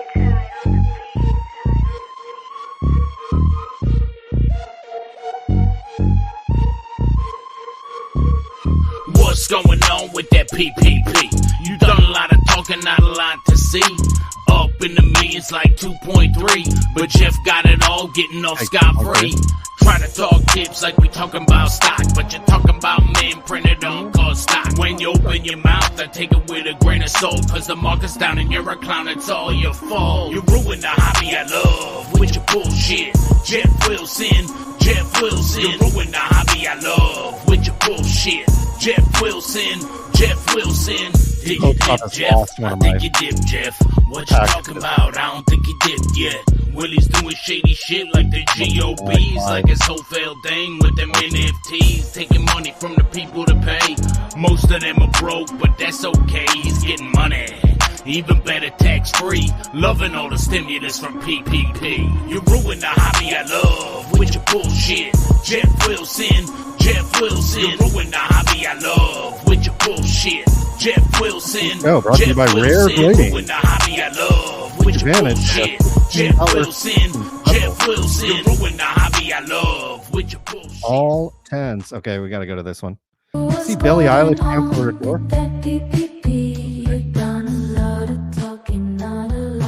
She said she wanted to eat pussy. Oh. I don't know if it was real, but I saw. She said,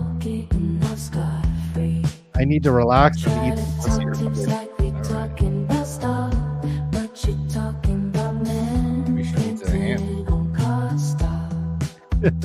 When you open your mouth, I take it with a grain of salt, 'cause the market's down and you're Which one you doing first? Beggars can't be choosers.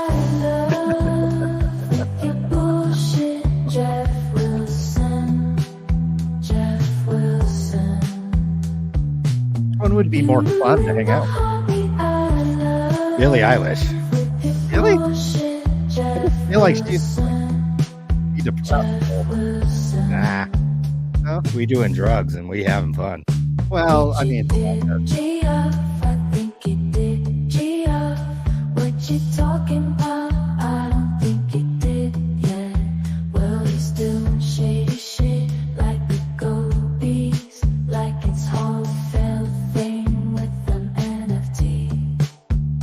Taking money from the people who pay. for our luck, Ryan, we'd probably fill out and then immediately our website. If you have those to get started on PPP loan fraud, our website. Now you imagine that? Yeah. Okay, folks. All right. We'll see you. Maybe.